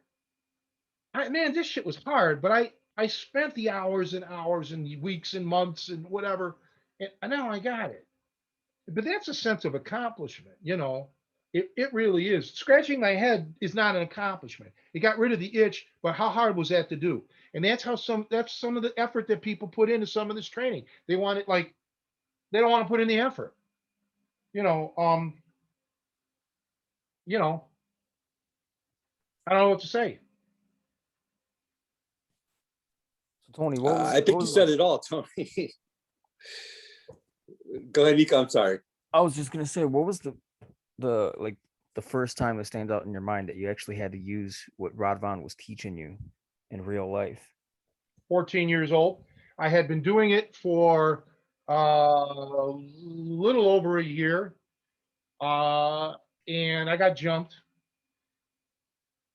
And it was a fascinating thing because before then, every time I got jumped, I had to strike and kick, striking, which is still,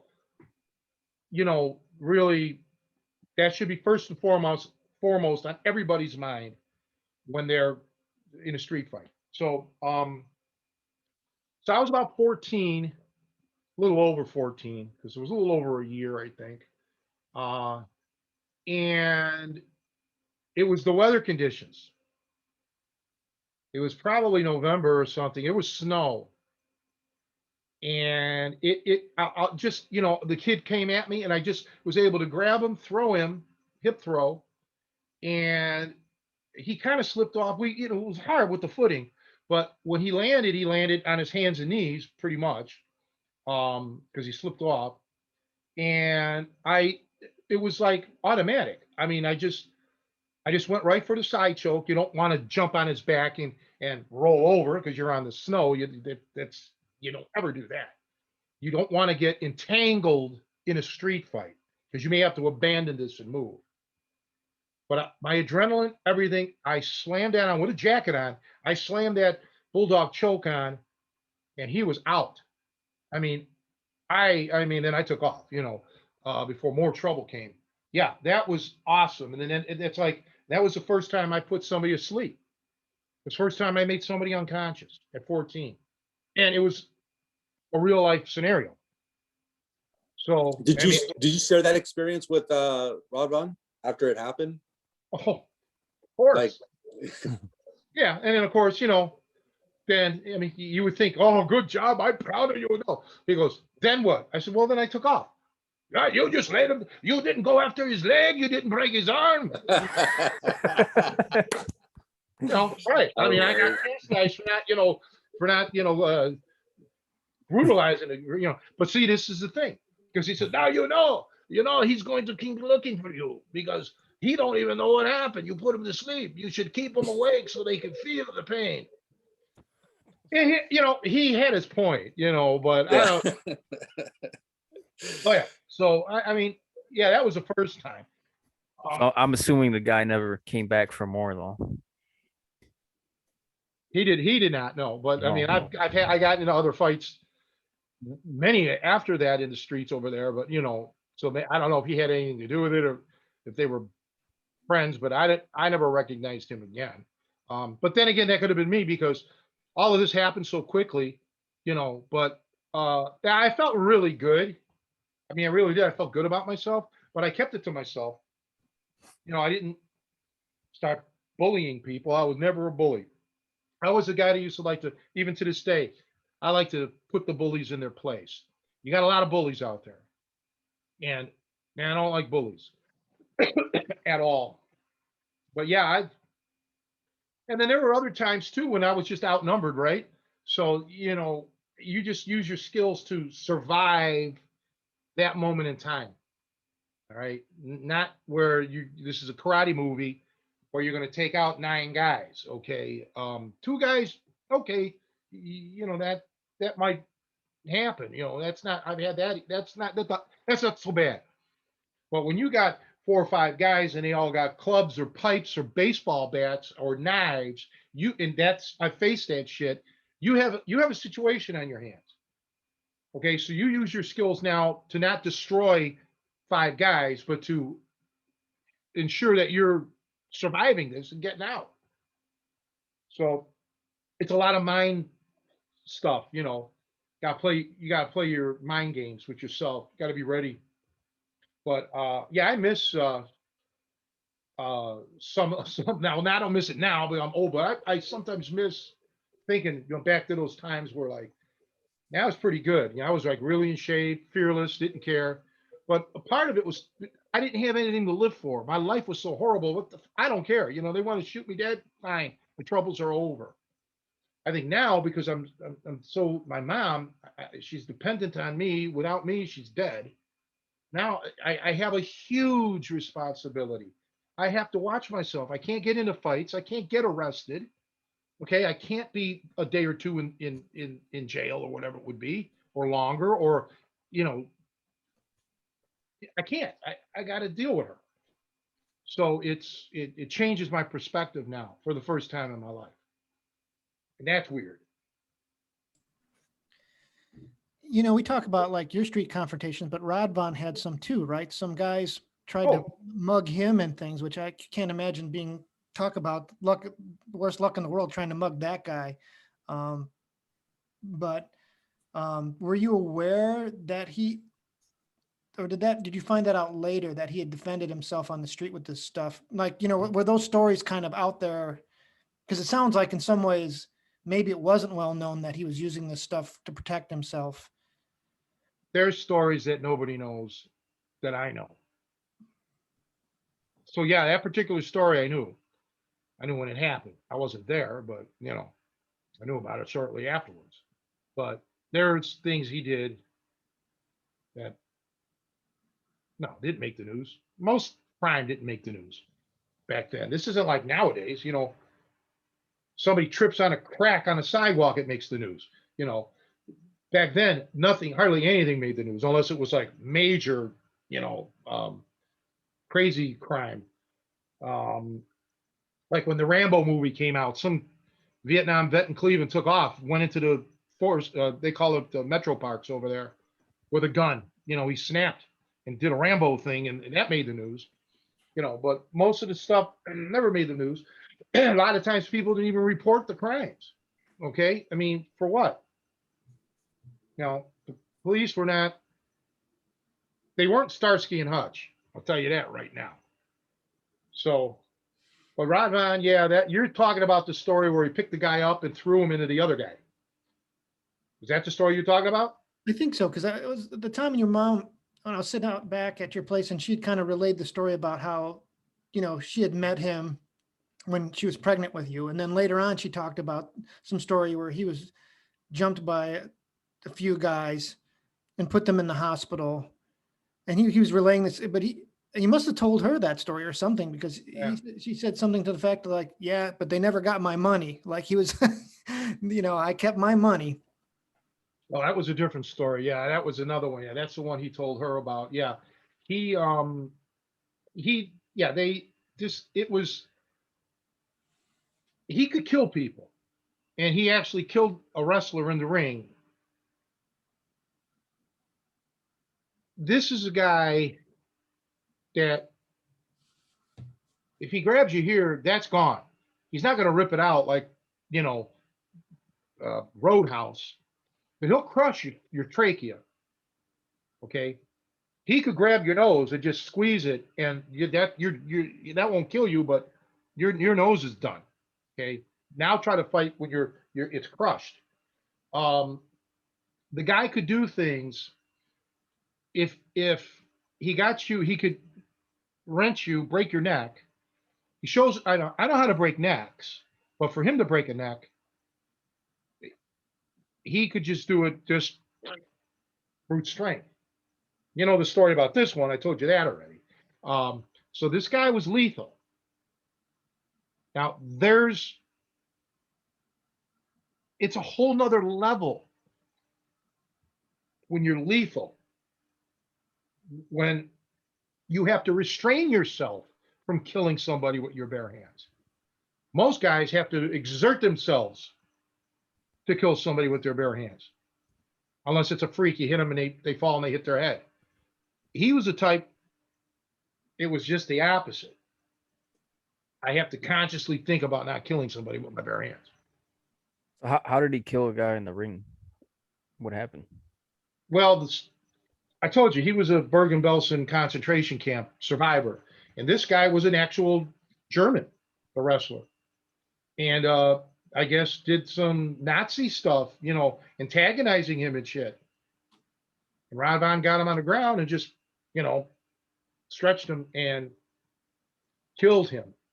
And that was apparently the last, I think it happened in Michigan, maybe Detroit. That was the last time that Rodvan wrestled. That was before my time, or before I knew him. It was probably like in the 60s or something like that. The Was late it 60s. Was it a chokehold he put on him? I think it was something else. Like a crank? Something else. Something else, something like that. Yeah. No, and he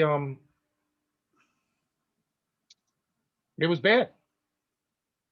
No, not you don't push a man's buttons like him. Like there's other people, you just don't push buttons. Don't do it. This guy pushed his buttons. I think Joe read about that too. Didn't you read about it something, Joe, or no? Oh goodness, I have several articles I got. I think there's access you can get online. I think it was the Plain Dealer, the Cleveland Plain Dealer. Oh, that was our major Yeah, page. so there's like, if you search on that, and I was downloading articles on that. I don't know if I ever found that one, because the impression that I would get from talking about it was it's something that they probably, the people in the know knew what happened, but they probably played it off as an accident. No, accidental death in the ring.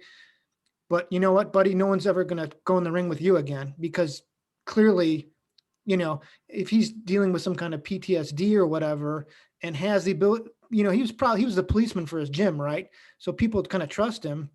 So I'm sure that was the end of his career, and maybe rightly so, honestly, because probably more people could have gotten hurt.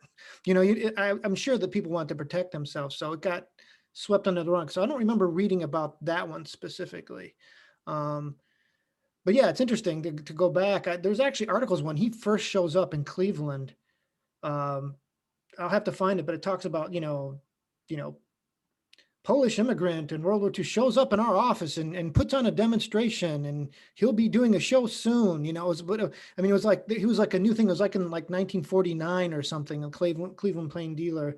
Even then they're talking about, he was, smashing stones and bending coins, and, and then, it's interesting to watch his career, because they'll have ads for, his different wrestling matches, and this is, I think, mostly in the 50s. I think a lot of them were.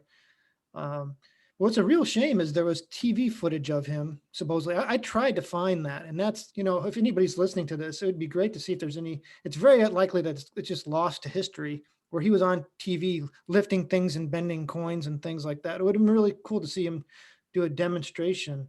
But yeah, I think I reached out to the UCLA Film Archive, and some other things, and some historical societies. I guess that's kind of why I'm happy we're doing this podcast. Is here's such an amazing guy, such a so much to his story and his abilities. I mean, unique, a once in a lifetime kind of a guy. And I think a lot of it's fading away and being largely forgotten, for several reasons or whatever. But it just goes to show you. I think you made an earlier point that not everything you think everything's on the internet, but stuff's fading away. There's information that we're losing. Like even when I reached out to like historical societies in Cleveland about him, they had one or two pictures, but there's not a lot of stuff about him. So for someone who had, so many gifts and talents, and the generation that knew him is mostly gone too, Yeah, and the stories now are just ridiculous. Somebody a few years ago emailed me, and he was like an intermediary. I answered a couple questions, but this was, and I just kind of blew it off. Oh, I was a kid. I don't want to know, because this guy was talking stupid shit. He had 3 sets of teeth or some shit, extra ribs. I don't respond to morons like that. Okay, these are people who are, living that, on the flat earth. Okay, you can't, I won't even dignify stupid shit like that, with a response. So it angers me. Okay.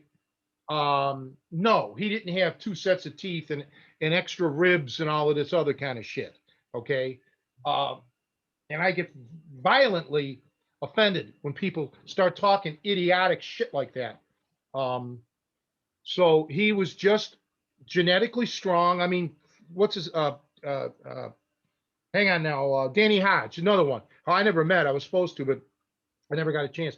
He had great grip strength and all of that shit, and he was, supposedly really, really strong. I don't know. I don't think he'd bend coins, but just Rodvan's one of these guys, and yeah, he worked at, things and, toughening up his fingers and, so he could, but yeah, and there may be other people out there that we never heard of that did incredible things, who knows? I don't, but you get so many exaggerations and so on. I'm here to tell you, no one you guys have ever seen would be able to whoop his ass in a grappling match. No one. No, not one. No one. Okay. I mean, no one. You guys have no idea what he was capable of. No one. I've never seen anybody that would even remotely come close. He was just amazing. It's just not, you can't even go any deeper than that. But I would love to have known what he was like in his prime. They were How- going to make a movie about the guy, you know, called The Atomic Man. You know, I guess he did some shorts, or, you know, like a short, like a 10-minute Cinescope or whatever it was called, out in LA or Hollywood, wherever. But yeah, they were going to make a movie about him, but I don't know why it never happened. And it was going to be called, I believe, The Atomic Man, because back then, you know, the atomic bomb, and just right after World War II and shit. He was How something. big? How big was Rodvan? Like what was his height and weight? I'd say around 6 foot, maybe 5'11", 6 foot, probably around 200, 210. You know, he wasn't a giant by no means. You know, I was taller than him, you know, at the end, not when I first started training with him. You know, I was only 13, but by the time I was basically 6'2". So by the time I was done, you know, so I was taller than him. So I'd say 5'10" to 6 foot, maybe. Wasn't like big, you know, like an Andre the Giant or something like that. No, but he had that big barrel chest, and but his hands, his grip. I mean, it was incredible. That's the thing. And his arms, when he body locked you, that's it. They're like, it's like a boa constrictor. You know, and not all of it was strength. I mean, he had the strength to do it, but it was technique. Like I showed you guys, the right way to body lock, where you can break a guy's rib and shit like that. And same with the, you know, you can put a headlock on, like almost like an Ed Strangle Lewis type of headlock, but for real. And then just using your, you know, proper technique makes it feel like you're in a, you know, a nutcracker. You know, a lot of it's you got to have strength, but you have to have technique. But he was deadly, man. Well, I think And that's what makes him so scary, is that he had this proper technique and the crazy strength. I mean, it's that weird mix of like heat. Yeah, just a combination that clearly very few people on earth have ever had, you know? So that, yeah, I can't think of a more dangerous combination. no, you know, he didn't have the speed, but you know, if you threw that in there, and then now you covered all bases. And he was tough. He had a high pain tolerance, and he was like Andre, and he was like fearless. You know, which that's the one thing I don't know. He went through so much in his life, kind of like I did. You almost welcome death. I mean, you're not suicidal, and you're not even a daredevil, but you know, so what? You're gonna kill me? All right, thank you. So you fight with that detachment from it, from the fear of death.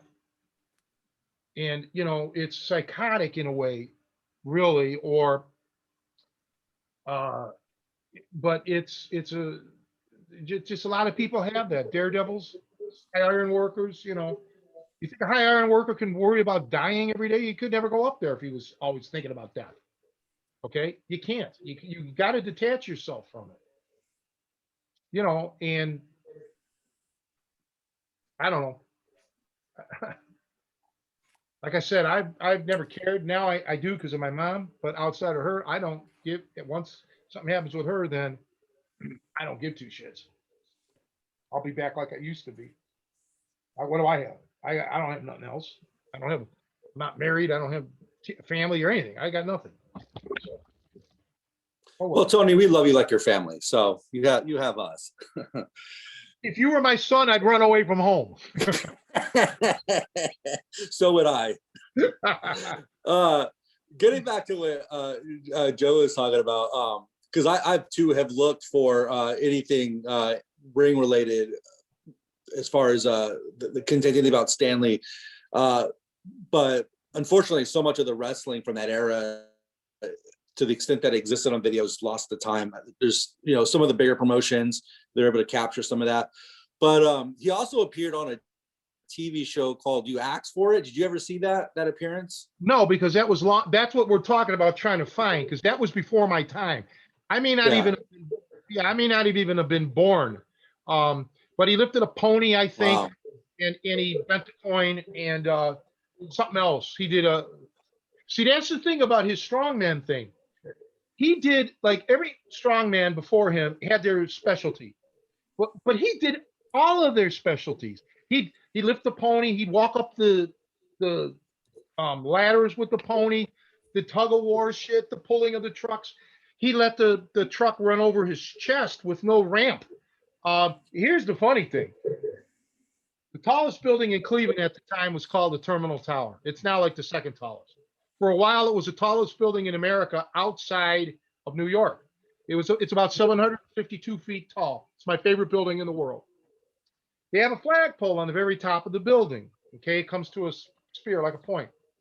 And they would, when the Cleveland Indians would win, they'd put the Indians flag up, all that shit. Anyway, so Rodvan had this brilliant idea that he was going to get a pulley and mount it to the top of the flagpole, 752 feet up, get a cable, attach one end of the cable to a guy that on like a harness. The other end of that cable is going to be attached to a mouthpiece. He's going to put it in his mouth. Then he was just going to start walking backwards and lift the guy up the outside of the building. All right. Now, the city of Cleveland said, "You can't do that stunt. That's too dangerous. You must be crazy to do that." No, Rodvan wasn't crazy. The 25 guys that volunteered to get lifted up were crazy. No, they were the Yeah. crazy. I was expecting to say no one would agree to do it. That is crazy. 25 people or something. They were drawing numbers. These Polish guys wanted. Oh yeah, they wanted to get lifted up the building by Radvan. I mean, come on. That was just. I mean, crazy, man. That's community spirit for you. That's Oh, yeah. missing in America. Oh, That's- absolutely. Yeah, but think about it. I mean, if he had some engineer, they could have figured a way to do it. But I mean, Cleveland wasn't going to allow that to happen. They did have a baseball. There was a pitcher that threw a ball. There used to be a catcher for the Cleveland Indians called Frankie Pitlack. He was a little short little guy. This is before my time. And Frankie Pitlack caught the ball coming off the Terminal Tower, but it knocked his teeth out because the mitt went back into his face. Oh yeah, but like the opposite of this Rodvan taking his Huh? teeth out. It's very similar. It's very teeth related. well, but you see, here's the thing. The guy, he was a local guy. You're just a local guy, right? But he was well loved in his community, and I'm sure Chicago, New York probably had similar people like that. The neighborhood strong, because there's like over here in Chicago, there was some. I think he was a outfit guy or something like that, but he was like supposedly really big, gigantic, strong, who used to do like on Taylor Street would just do some feats of strength, lifting up kegs or whatever, whatever. I don't know. This is hearsay, but you always have, you have people like that, when I did my feats of strength, I did a couple of routines, bending the nails and bending the bars and all of that crap. Nobody in my neighborhood knew about it because I did it out in a suburb when they were opening up a martial arts school. But if the guys would have known, they could have said, "Oh, we got Tony the Strongman living on our street," right? I blew up the hot water bottles and shit. But I'm not a Rodvan. No, very few people, if anybody, was strength-wise. He was unique in that regard. But I'm telling you, everybody, I get on these rants about people who just don't train right. There's levels that people could be excelling at right now. You could have some really guys that are just scary good if they had just the right coaching, man. Just, I wish I still had my gym. I wish I could get 10 of them and, just say, hey, you got to stay with me for 2 years. They'd never lose if they were willing to, dedicate their life to it, and just however long it takes. They say 2 years, but you know what I mean. However long it would take, of doing this, this. Man, if only, but too old. Need to get a regular job. Well, I think this is great. I think, like obviously Andre, like much like myself, was trying to hunt down information, and it's not out there very much. So I think at least I'm happy that we did something here to kind of hopefully raise some awareness, and archive some information on, your memories of Rodvan, and maybe, if there's people out there who have other information on him and want to like pass it on. I also think there used to do a radio show in Cleveland. It was mostly in Polish, but there's probably maybe audio recordings out there, or like, it'd be cool to see like wrestling posters, but you can't find it anywhere. I've been, searching eBay for years. So, I mean, that's a long way of going, saying that, I'm happy that we did this today, that we got these stories out, and shared your experiences, to kind of get a real impression of the guy who was really, one in a billion kind of a personality, and like you said, he was only a local celebrity, unfortunately, and, memories fade. So we're just doing what we can to, pay tribute to a guy who, the reason why we're training is because he was willing to take you under his wing, and you were tough enough to hang in there for that kind of crazy training. But it, what he did, has gone a long way to continuing this knowledge, into the 21st century, and hopefully this will continue. Well, as long as I stay alive, I mean, physically, if I'm able, I'll continue, because yeah, you can't get it anywhere else unless, it was somebody that I trained. He didn't like a lot of people. I mean, I said, he called it, he called it like as it is. These guys they're not that good, or some of them are just outright fakes. Or the, little bit of knowledge is a dangerous thing type of people. He told me over and over and over, you're the only one that knows this. Nobody else in the world's going to know this. They just don't have that knowledge. They don't care. He says the ones that did know are too old or dead, and that was 40 years ago, so they're all dead. But it's certain people have marketed themselves, and the old timers, if they were alive, they wouldn't have stood for it. There were some good shooters and hookers out of America. That's the home of all of this. Not England, here. This is where, the champions came from.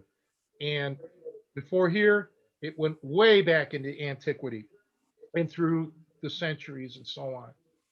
And there were just, so many of them have passed long before, most of them before I was even born, or when I was a really young boy, like 4 or 5 years old, I didn't even know anything about wrestling.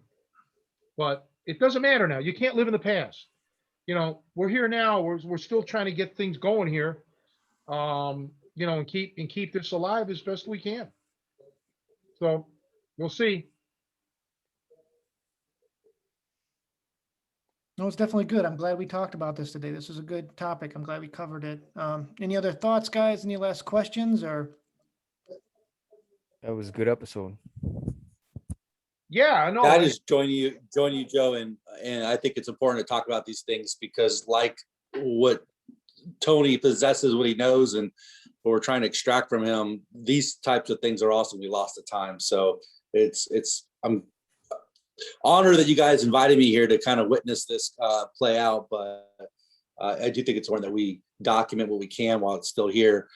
Nowadays, anything said or done is documented and exists forever. So back then it wasn't that way. So at least now that we can document what's left and whatever knowledge is still available. So what I'd like is for somebody, a cameraman, to just hang out with me for like 3-4 days, right? Not even wrestling, just doing like what we're doing now. If I got to go to the store, if I want to go hang out somewhere, and just, record, interview me where I feel comfortable and relaxed, and, people like Joe or whoever's there, Nico, to ask me these questions, or because you guys know me that like a lot of people that train with me, we used to go out afterwards and hang out. And a lot of them said, man, we get better training when we're out here in the bar than we were in the gym. Because, I'm out around people and now I can see, okay, this is what I would do. This is what you should do, blah, blah, blah, blah, blah. And, it makes me relax. I become a different person when I'm in the gym. I become very mean and focused and aggressive because that's my life. That's not a tap out play game with me. So I get really, really, really serious and I lose my sense of humor and all that other shit. Even here, sometimes I lose my humor. But when I'm out in public, when I'm away from all of it, right, then I can relax and chill out and then you can pick my brain. That's really what I'd like to do. Because that would be to me a good documentation, but you can't do it in an hour. The guy would have to spend a few days, and just, like I said, film. And now with all you need is the SD cards, you don't have to actually film it, just keep SD carding it, you can get hundreds of hours of footage for, pennies, what, $20 or $100 for the SD cards, whatever. That would be a great idea. Yeah, for sure. Yeah. All right, guys. Well, let's wrap it up. Hopefully I'll see you next week and we can talk about the membership program. Yeah, I forgot about that. We got to do that. Yes, let's go. Well, things aren't always easy when you're dealing with people's schedules, and it's hard for me. I can't do this during the weeknights. It's just so difficult with my mom. But anyway, all right, let's wrap it up, and then I'll stay on board here, and I'll see you guys next week. Thank you. Bye, everybody. Bye-bye, everyone. One.